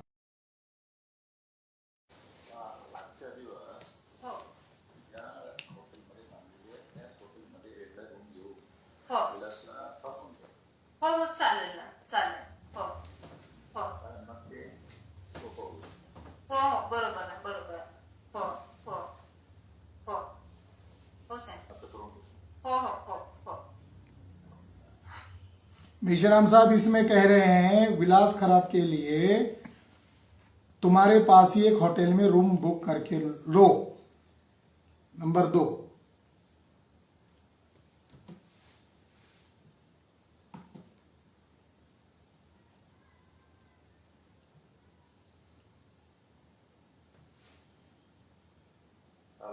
एक जे बीओबीचे अकाउंट आहे त्याच्यामध्ये 4 लाख रुपये आलेले आहेत. 4 लाख रुपये. हो हो नाही, 5 अकाउंट आहेत ना, दुसऱ्यामध्ये 2 तासानंतर येणार आहे. हो म्हणजे हो चालेल म्हणजे नाही नाही काहीच येणार नाही अडचण. म्हणजे उद्यापासूनच म्हणजे थोडे थोडे पाहिजे होते जे लागतील म्हणून. काही येणार नाही अडचण. हो हो. अंबादेवी साहेब आपला श्रीलंका गेस्ट हाऊस मध्ये आहे. ड्रॉप टाकलं होतं ते, म्हणजे दिवसभर फिरलो ना आम्ही. हा तर ते थोडं रेस्ट करत होते. आम्ही ते म्हणजे हॉटेल आणि रूम बघायसाठी आलतो. तर ते म्हणजे तिकडे म्हणजे चांगले रूम म्हणजे भेटले नाही. आणि दुसरं की आता उद्या येणार आहे खरा, आज रात्रीच येणार आहे. तर मला फोन आला तर मी म्हणू लागले की रूमचं म्हणजे ज्या हॉटेलमध्ये मी थांबले त्याच्या बाजूच शेजारच रूम तुझ्यासाठी घेऊन घेऊया म्हणे. म्हटलं असं करून त्याला मी बोलले. मला ठीक आहे ठीक आहे. आणि दुसरा मग तो आल्याच्या नंतर ते एक आजच कार्यक्रम आटोपशील. हो ठीक आहे ना, मी बोलते तो का. कारण नंतर घाई गडबड होती. हो हो बरोबर बरोबर आहे. मेश्राम जी कह रहे हैं आज ही प्रोग्राम निपटा लो। मराठी में कह रहे हैं, उसका हिंदी अनुवाद हो गया। विलास खरात आएगा, बगल में होटल देख लो, आज ही प्रोग्राम निपटा लो।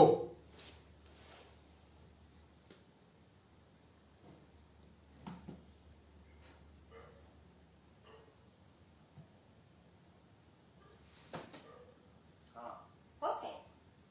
जगह दी है? हाँ वो अभी उठे, उसको फोन आया था मेरे पास में. हाँ तो अभी मिलते उसी जगह. हो हो हो हो हो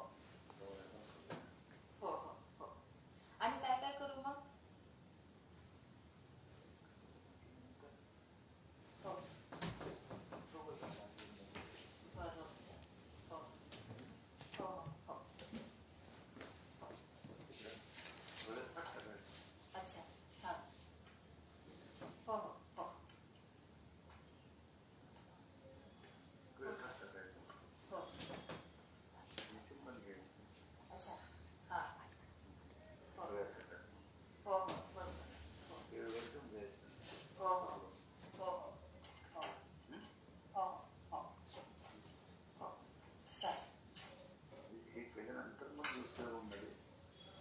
दुसरं रूम जे आहे त्याचं हा हा तिथं अजून बुक नाही आहे ना. नाही नाही नाही नाही मग आज दिवसभर तेवढं तरी चालेल. दिवसभरामध्ये येऊन बघून घ्यायचं. हो हो हो जसं सांगितलं त्या पद्धतीने रूम बघायची. हो हो हो हो हो हो मैं ये डायलॉग फिर से एक बार सुना रहा हूँ, हाँ वो अभी उठा, उसका फोन आया था मेरे पास में. हाँ तो अभी मिलते हैं उससे जाके. हो हो हो हो हो हो हो हो आणि काय काय करू मग. हो बरोबर हो हो हो डोळ्यात हात टाकायचा. अच्छा हाँ हो हो हो डोळ्यात हात टाकायचा हो आणि चुंबन घ्यायचं.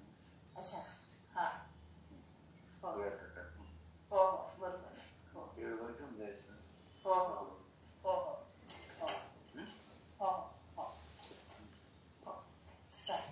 ये मराठी में है साथियों, जो हिंदी भाषिक लोग हैं उनको बताना चाहता हूँ. असभ्य भाषा का प्रयोग राष्ट्रीय अध्यक्ष जी ने करते हुए ये कहा कि विलास के रूम में जाने का है, गले में हाथ डालना है, चुम्बन करना है और उसके साथ सेक्स करना है. वामन मेश्राम जी, ये जब मैंने वीडियो सुना, ये ऑडियो जब मैंने सुना आपका, मेरी नजर में आप उतर गए हो. हद हो गई. आपको हम महापुरुष बना रहे थे. मैंने आपको लेटर में लिखा था पैचअप करने के लिए कि मैंने आपके लिए संगठन के लिए 22 साल लगाए. आपने क्या कहा? मेरे लिए लगाए.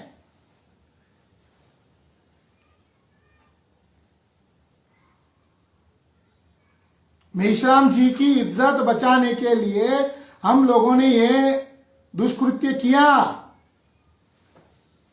जिसके मैं 3 विक्टिम हूं. मेरी मिसेस, मैं और माया.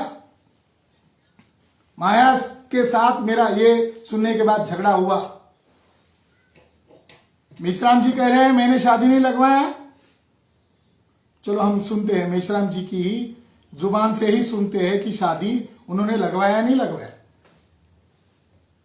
हेलो हो साहेब मी रूममध्ये माझ्या हो रात्री 12:30-1 वाजले होते त्याला. हो म्हणजे उशीर झाला मग त्याला यायसाठी.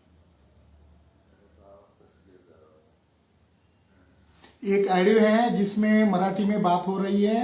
मेश्राम जी पूछ रहे हैं माया को वो कितने बजे आया और तुम्हारा कोई हुआ है कि नहीं. तो वो कह रही है कि हमारा कुछ नहीं हुआ है, वो लेट आया, जैसा आप सोच रहे थे वैसा नहीं हुआ. उसको भी सदमा पहुंचा, इसलिए उसने पूछा क्या करना चाहिए. वो आता है तो क्या करना चाहिए. तो ये राष्ट्रीय अध्यक्ष जी बता रहे हैं ऐसा ऐसा करना चाहिए.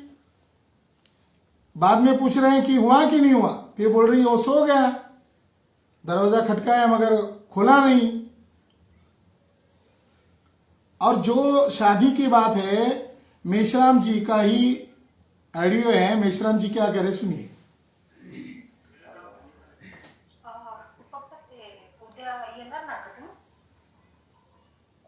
मी त्या संबंधामध्ये विचार करून राहिलो की तुम्हाला येऊन मदत करू शकतो की येऊन तो फ्रंट सांभाळून मदत करू शकतो. काय कारण की हो हो हो हो कारण की इकडे म्हणजे हा अर्जुन बोलत आहे मी. हा हा हा साईड मध्ये आहे मी. इकडे चर्चा करत आहे साहेबांनी यायला पाहिजे म्हणून. अच्छा कोण म्हणत आहे. म्हणजे डोंगरे साहेब, बनकर साहेब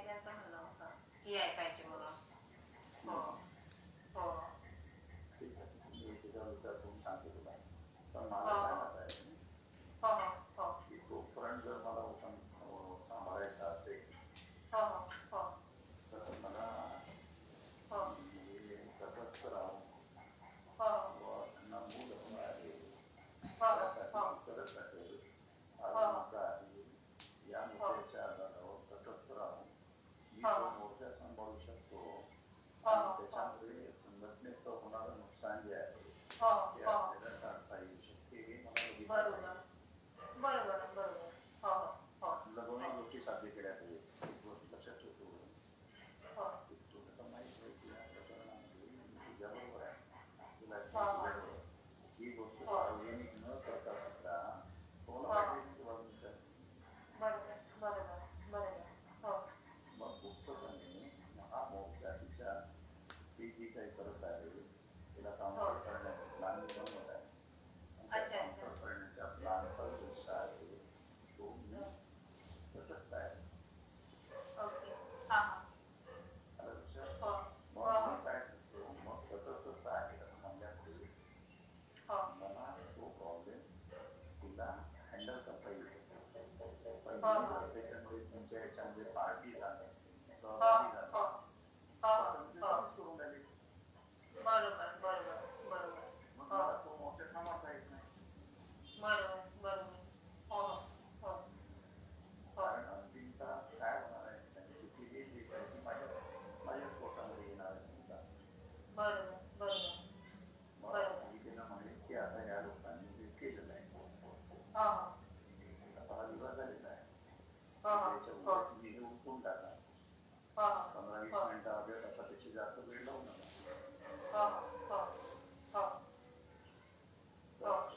ते उठून झालं की तुम्ही तिथून निघून जा याच्यामध्ये आपल्या.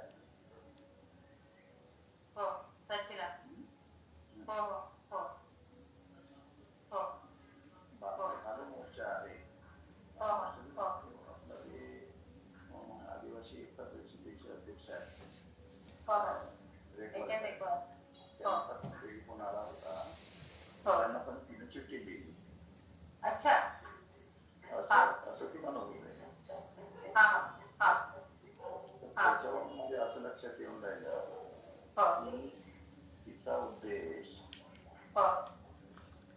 उद्देश काय आहे की मी हे थांबवावं, माझ्यावर दबाव टाकण्यासाठी ती संघटनेचं नुकसान करण्याच्या कामामध्ये लागली. मग मला संघटना वाचवण्याच्या दृष्टिकोनातून, संघटनेचं होणारं नुकसान वाचवण्याच्या दृष्टिकोनातून मला रणनीती आखावी लागेल आणि त्या रणनीतीचा महत्वपूर्ण भाग म्हणून मी ऍक्शन राहील.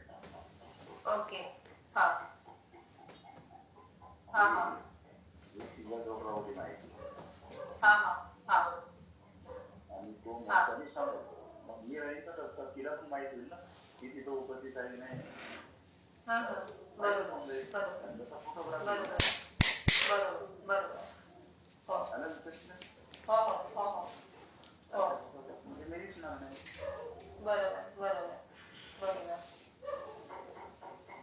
त्यामुळे हा मोर्चा व्यवस्थित आपल्याला सांभाळता येईल. मी ऍक्सिडेंट मिळालं की ते माझ्याकडे येईल. लक्षात आणि मग मी हा मोर्चा तुझ्या बाजूला सांभाळतो. तिला म्हणजे जसं म्हणजे रेकॉर्ड सरांचा फोन आला का तुम्हाला? हो. ओके. त्याच्यावरून मी अंदाज केला त्याच्यावरून ती काय करू शकते, तिचा काय उद्देश आहे मी सांगावं यासाठी ते दुसऱ्या लोकांकडून माझ्यावर दबाव टाकण्यासाठी व्यक्त करून राहिली असा त्याचा अर्थ आहे. बरोबर आहे. तुझ्या बरोबर. हो. कारण तिने थांबवण्याचा मुद्दा विलासनीवर जाऊन टाकला. बरोबर त्यासमोर पर्याय नाही. बरोबर आहे. हो. त्यामुळे हा 29 तारीखचा प्रसंग जो आहे माझ्या ऍक्सिडेंटमध्ये तरी सगळ्या कसला तरी सर्व मी तर तुझ्या बाजूला आहे. ते बरोबर आहे. बोलायचं नाही. अच्छा. नाही हे तर बरोबर आहे, पण मुद्दा असं होतं की जसं तुम्ही एकदा आले असते तर ते म्हणजे आमच्यासाठी म्हणजे हे झालं असतं ना, म्हणजे आलं ना ते आलं संघटनेचा आहे ना. बरोबर. सुद्धा माझ्या जवळ या संघटनेचा मुद्दा उपयोग केला. मग आपल्याला याचा अर्थ आपल्याला ती गोष्ट सांभाळावं लागणार आहे की नाही. बरोबर बरोबर. हो हा मुद्दा अतिशय त्यांना कमी समजेल की संघटना थोडीशी तुला समाज आहे ते तिथे समजून घे.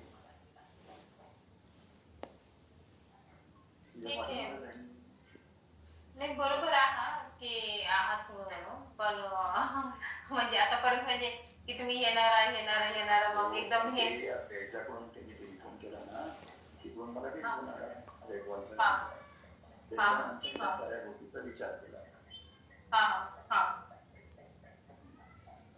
बरोबर. आला लक्षात. हो हो हो नाही तर मी तुला आता टेलिफोनच करणार होतो टिकटासाठी. बरोबर म्हणजे बरोबर. पुण्याला पोहोचल्यानंतर ते ट्रॅव्हलिंग करता जरा टेलिफोन आला अच्छा अच्छा. पुण्याला पोहोचण्याच्या अगोदरच. मग मी त्यांना पुण्याला पोहोचल्यानंतर तुम्हाला टेलिफोन करतो. मी त्यांना टेलिफोन केला. काय म्हटलं काय म्हटलं कशासाठी टेलिफोन केला होता म्हटलं असं लेटर आहे म्हटलं माझ्या समजणार आहे.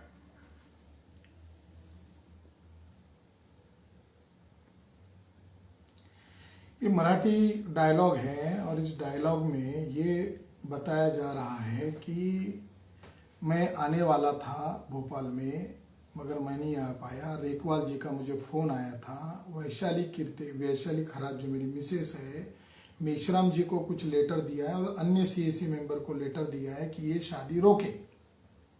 तो रेकवाल जी के फ़ोन आने से मैं अलर्ट हो गया हूँ, मगर आप दोनों शादी कर लो, आप दोनों के पीछे मैं ही हूँ. मैं दूसरा मोर्चा संभालूंगा, कानूनन मोर्चा संभालूंगा, संगठन के अंदर का भी मोर्चा संभालूंगा, ऐसा मेश्राम जी ने बार बार कहा. और ये हर हालत में शादी करो ये कहा. आप कैसे डिनाई कर रहे हैं?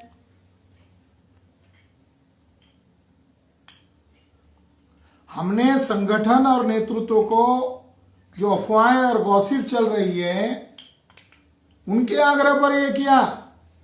संगठन में सीएसी के मेंबर भी नहीं बोल पाते मेश्राम साहब के खिलाफ. हम तो फुल टाइमर थे.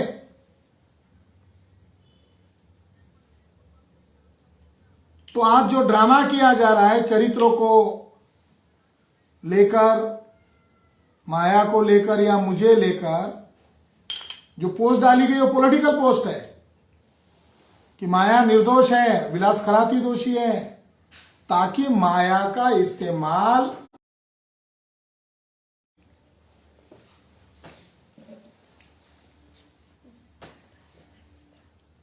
तो साथियों मैं ये जानकारी आप लोगों को शेयर इसीलिए कर रहा हूं.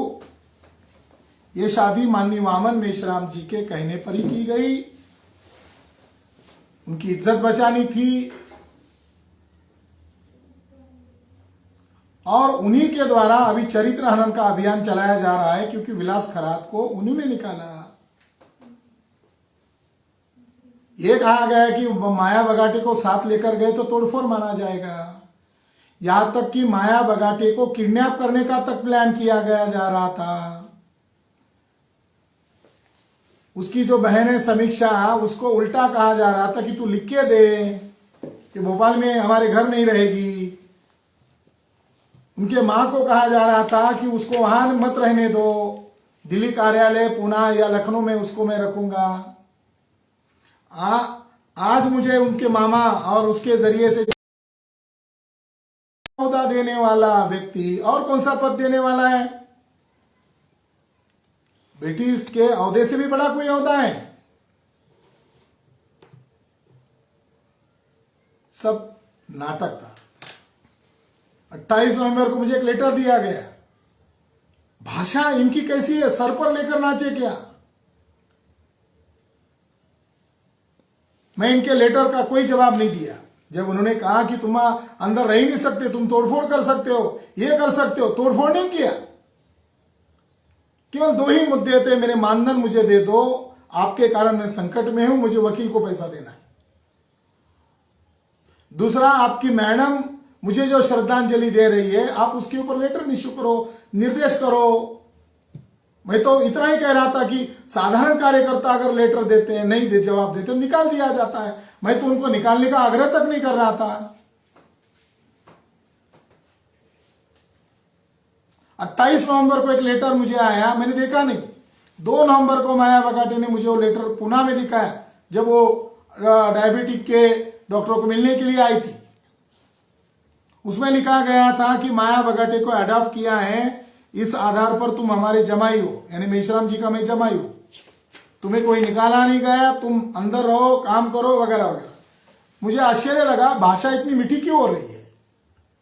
तो उसने कहा, रुपेश का 2-3 बार फोन आया, मेश्राम साहब के 2 बार फोन आए, मैं इसका जवाब क्या दूं।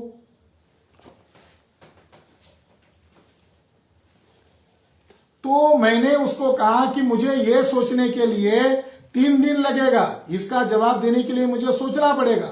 यह अचानक भाषा क्यों बदली जा रही है, कोई कॉन्स्पिरेसी तो नहीं है। आधे घंटे के बाद जवाब आता है कि वो सीमित समय के लिए ऑफर था, वो पत्र अब हम वापस लेते हैं, कोई जैसे दिवाली का ऑफर चल रहा है। मुझे जमाई बनने के लिए संगठन भी नहीं है, मैं फुले शाहू अंबेडकर की विचारधारा का प्रचारक हूं। मुझे प्रचारक भी उन्हीं ने बनाया था, मुझे किसी दूसरे ने नहीं बनाया था। भोपाल में आकर माया की बहन को और माया की मां को कहते हैं कि मैं तुम्हारी बेटी का कल्याण करने के लिए उसे साथ शादी करवाया, विलास के अलावा दूसरा कोई सुटेबल लड़का नहीं है। वो दोनों की जिम्मेदारी मेरी जिम्मेदारी है। आज उनके घर में मातम है, वो कह रही है कि वो महान व्यक्ति अश्वर कर रहा था कि उनकी जिम्मेदारी मेरी जिम्मेदारी है, तो उसने उस व्यक्ति को क्यों निकाला जिसके साथ शादी किया। उसको गद्दार क्यों कह रहे हो, उसको तोड़फोड़ करने का आरोप क्यों लगा रहे हो, और मेरी बेटी को हमसे ही अलग करके कहां किडनैप करके लेकर जा रहे हो। साथियों, ये महानता का प्रतीक नहीं है, ये महानता का उदाहरण नहीं है, ये घटियापन का उदाहरण है। मैंने सभी साथियों को कहा मैं कुछ प्रतिक्रिया नहीं करूंगा, मगर जो वैसा जवाब देंगे मुझे मजबूर होकर बोलना पड़ेगा। मैंने कुछ नहीं, मंगला थोरात को कहा, एक ही बात कही कि अनिल माने के कारण, वही कहने लगी अनिल माने और थोरात का जमता नहीं है, आप उदास हो, आप कहा अब ये नहीं हो वो नहीं हो। मैंने कहा मुझे कुछ नहीं है, आप काम करो। बाद में उसने मेश्राम साहब को बता दिया, मेश्राम साहब को मंगला थोरात ने बता दिया, एक महिला ने बता दिया, लेटर में लिख दिया, तुम सभी को कह रहे हो। मैंने किसको कहा? 6 दिसंबर महापुरुष डॉक्टर बाबा साहब अंबेडकर का महापरिनिर्वाण दिन है। बामसेब का बर्थ प्लेस भी 6 दिसंबर को है, और मेरा सोशल सुसाइड करवाने का दिन भी 6 दिसंबर है। अमन मेश्राम जी ने मुझे निलंबित करने का लेटर यूनियन के तौर पर भेजा। माया बगाटे जी ने 2 पन्ने में लिखा, उनकी कोई गलतियां नहीं है, जो बातें आप बता रहे हो बेबुनियाद हैं। उसका जवाब उसको नहीं दिया जाता, उसके ओपिनियन के आधार पर मुझे संगठन में रखना चाहिए था, नहीं रखा जाता, बल्कि उसको यह कहा जाता है तू संगठन विरोधी है, तू विलास खरात का समर्थन कर रही है। उसने कहा आपने मेरी उसके साथ शादी करवा दी और आप उसके खिलाफ मुझे खड़ा कर रहे हैं, मैं क्या करूं अभी। साथियों, ये सारी बातें दुख भरी बातें हैं। जिसने 22 साल संगठन के लिए लगाया उसके लिए अत्यंत दर्दनाक है, और ये बातें मैं जहर मानकर पी चुका था, और मुझे लग रहा था कि मेश्राम जी अगर चुप रहेंगे और मेरी बदनामी नहीं करेंगे तो मैं मेरी निजी जिंदगी जैसे तैसे जी लूंगा और उद्देश्य संगठन के लिए ये जहर पी लूंगा। हम 3 लोग अभी विक्टिम हैं, मेरा चरित्रानंद, माया का चरित्रानंद। उनके ही इज्जत को बचाने के लिए, उनकी मिसेस के करतूत के कारण हमने शादी किया। आज मैं घोषित कर रहा हूं, वैशाली मेरी पत्नी है, माया बगाटे अर्थात माया खरात भी मेरी पत्नी है। मैं जिम्मेदारी से हाथ ऊपर नहीं कर रहा हूं। जिसने करवा लिया उसने हमारा बलि चढ़ा दिया।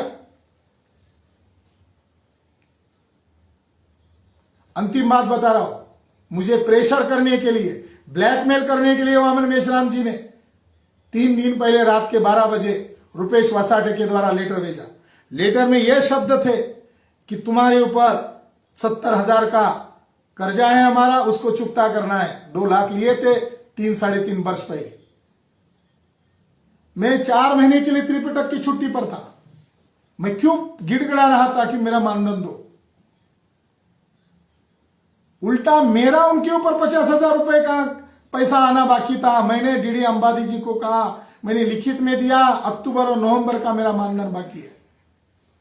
तानाशाह गुंडागर्दी वामन मेश्राम ने लिख के दिया, तुमने 2 महीना काम ही नहीं किया। मेरा डे टू डे का सोशल मीडिया में है। शहडोल में गया था मेश्राम जी, आप महाराष्ट्र में थे, मैं गया था। बालाघाट में आप नहीं गए थे, मैं गया था। अंबिकापुर में मैं गया था और मेरे ऊपर केस हुआ। क्रिश्चियन मोर्चा के प्रोग्राम में मेरे ऊपर केस हुआ। आप कहते हो मैंने कार्यक्रम नहीं किया। गरीब लोग, जो असहाय लोग होते हैं, मराठी में बोलते हैं तड़तड़ाहट लगे। मैं कह रहा हूं बद्दुआ लगेगी तुम्हें। हम तो आपको महापुरुष मान रहे थे, आपके लिए हम केसेस झेल रहे थे। नांदेड़ का केसेस का पैसा नहीं दिया, रायगढ़ के केस का बता दिया। राइटिंग आपकी भद्दी है, उस महिला का आपने क्या किया मैं मुंह खोलूं?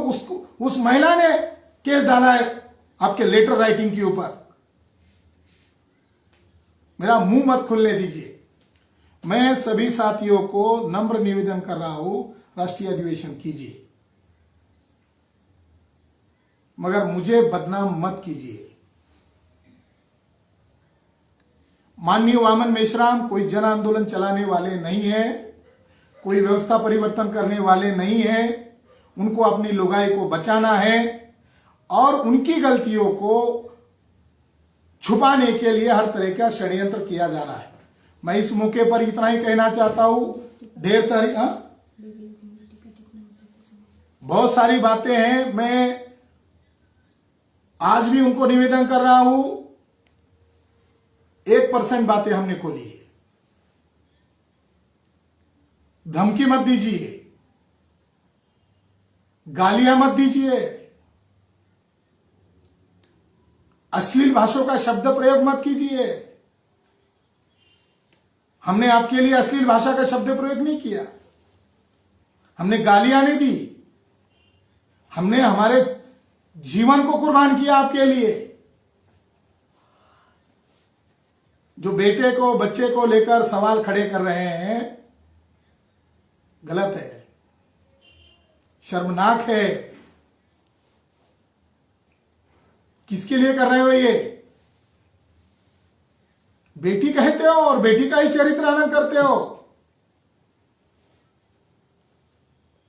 उसने अभी नहीं बताया 10 साल में क्या शोषण किया गया।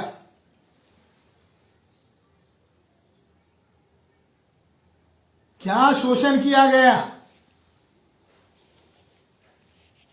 मैं सुन रहा हूं तो मुझे शर्म लग रही है कि मैं इस आदमी के साथ 22 वर्ष क्यों बिताया, जो किसी महिला का, लड़की का सम्मान नहीं कर पा रहे हैं।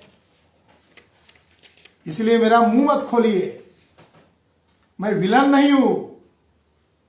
मैं फुले शाहू अंबेडकर की मूवमेंट को अब मैदान में उतर रहा हूं, बचाने के लिए उतर रहा हूं। मैं तो चुपचाप रहने वाला था। आपके द्वारा, आपके कर्मों के द्वारा मेरा घर परिवार उद्ध्वस्त कर दिया, उसको बचाने में लगा था, उसको समेटने में लगा था। मगर अब मुझे यकीन हो गया है, विश्वास हो गया है, कई फुल टाइमर्स है, कई लोग हैं जो चले गए, वो निशा मेश्राम मैडम के कारण चले गए। 2022 में जो टूट फूट हुई वो निशा मेश्राम मैडम के कारण हुई। 2019 में मुझे संगठन से निकाल दिया गया था। मेरा आग्रह केवल इतना था मेश्राम जी से कि अयोध्या के केस मैटर में हमें एंट्री करनी चाहिए। उन्होंने कहा करो, डाटा निकालो, मुस्लिम वकील को मिलो, रिपोर्ट्स इकट्ठा करो। सब मैंने इकट्ठा किया। एडवोकेट मोनीस थोरात औरंगाबाद के हैं, वो हाईकोर्ट के वकील है, ड्राफ्ट करने के लिए पास में बैठा। क्योंकि वो कहे कि जल्दी करना है, तो आर्कोलॉजी का मैं एक्सपर्ट नहीं हूं, आपके पास डाटा है, रिपोर्ट में कहां पढ़ता बैठूं, आप एविडेंस दो, हम उसको जोड़ते हैं और मैं कानून की भाषा में इसका ड्राफ्ट करता हूं। माननीय पीबी सावंत साहब, पूर्व जज, इनको उसका ड्राफ्ट दिखाया गया, वो मुझ पर गुस्सा किए, कितने दिन तक तुम क्यों चुप बैठे थे, ये केस आप लोग जीतने वाले हो, बामसेब वाले जीतने वाले हैं, और हिंदू मुस्लिम की लहर आप हमेशा के लिए खत्म करने वाले हो, खरात आपको कोर्ट में जाना चाहिए। मुझे उस समय जलील करके निकाल दिया गया। बहुत दर्दनाक कहानी है। मोहम्मद मेश्राम बुद्धिज्म के खिलाफ है। मोहम्मद मेश्राम को बुद्धिज्म के प्रति एलर्जी है। इसके लेटर है मेरे, उनके करस्पॉन्डेंट। मुझे घर पर बिठाया गया, माननीय डीआर ओल ने विनती करके मुझे दोबारा संगठन में लिया। मैं 2019 से लेकर अभी तक चुपचाप काम किया। 6 महीने पहले मैंने 2 रिटायर्ड हाईकोर्ट के जज को कन्विंस किया कि ये सीजीआई जो है आरएसएस का काम कर रहा है, आप भी मुझे व्यक्तिगत तौर पर कहते हो, हम तो खुले मंच पर बोल रहे हैं, मगर 2.5 एकड़ का फैसला सीजीआई और बाकी जजेस ने दिया। अब वो जगह 109 एकड़ हो गई है और वहां पर बुद्ध के 4 स्तूप हैं और एक स्तूप में बुद्ध की अस्थि कलश है। तो मेरी संवेदना ऐसी कह रही है कि राम मंदिर का दायरा 109 एकड़ नहीं हो सकता। क्या ऐसी केस दोबारा हम डाल सकते हैं? दोनों जजेस ने मेरा आधा घंटा सुना और कहा कि ये देश हित के लिए जरूरी है। फिर मैंने कहा हम बड़े वकील को लगा सकते हैं। मेश्राम जी ने मुझे कहा है, कभी नहीं लगाए, मगर मैं आपको हाथ जोड़ के विनती करता हूं, बड़े बड़े वकील पैसों के सहारे आएंगे, मैं आप दोनों को काला कोट पहनकर वकील के तौर पर हमारी तरफ से आप क्या सुप्रीम कोर्ट में खड़े रह सकते हैं? दोनों जज ने मुझे हाँ कहा। वो दोनों जज ओबीसी थे, एक महाराष्ट्र के जज थे रिटायर्ड हाई कोर्ट के और एक उत्तर प्रदेश के जज थे। मैंने खुशी से उनको मेश्राम जी को बात कही। मेश्राम जी ने कहा अच्छा मुझे लिख के भेजो सचिवालय, बाद में सोचते हैं, जरूर अमल करेंगे। अब जो सावंत साहब के समय में 2019 में हमने जो ड्राफ्ट किया था, बस उसको रीमॉडरेट करना था, उसके लिए तक मुझे समय नहीं दिया जा रहा था, वकील को मिलने नहीं दिया जा रहा था, और आखिर तक वो दोनों जज 1 रुपया न लेते हुए अयोध्या का केस फ्री में लड़ने के लिए तैयार थे। अभी तक फैसला नहीं हुआ। मैं इस मौके पर देश के तमाम साथियों को ये जो मैंने गंभीर आरोप मेश्राम जी के ऊपर लगाया, उनको बुद्धिस्ट लोगों का पैसा तो चाहिए, मगर बुद्धिस्ट विरासत नहीं बचानी है। कई केसेस है। मेरा उनसे व्यक्तिगत झगड़ा अब शुरू हुआ है, क्योंकि उन्होंने मेरा व्यक्तिगत लाइफ भी बर्बाद किया, माया का भी किया, वैशाली का भी किया, और घूम रहे हैं, निर्मल है, स्वच्छ है, नहीं उनके ऊपर ढेर सारे दाग है। कभी उन्होंने हमें उकसाया तो उन सारे सबूत के साथ हम दोबारा आएंगे। हम उनका मुंह नहीं देखना चाहते।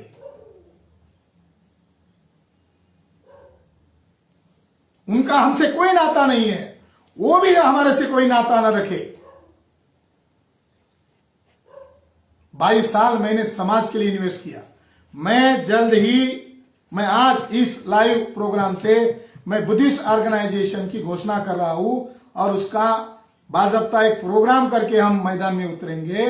हम बाबा साहब अम्बेडकर के मिशन को पूरा करेंगे। मैं किसी के साथ जुड़ा नहीं हूं।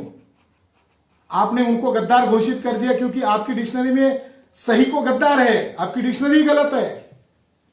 मैं उन लोगों के साथ मिला नहीं हूं। आपका वहम है, डर है, आपका कर्म है, जैसा कर्म वैसा फल मिलेगा। मैं बुद्धिस्ट ऑर्गेनाइजेशन का हमारा जो ड्रीम है बाबा साहब अम्बेडकर का, भारत बौद्धमय करूंगा, शासक जमात बनाऊंगा, देश भर में मैं घूमूंगा। और उस बुद्धिस्ट ऑर्गेनाइजेशन का नाम है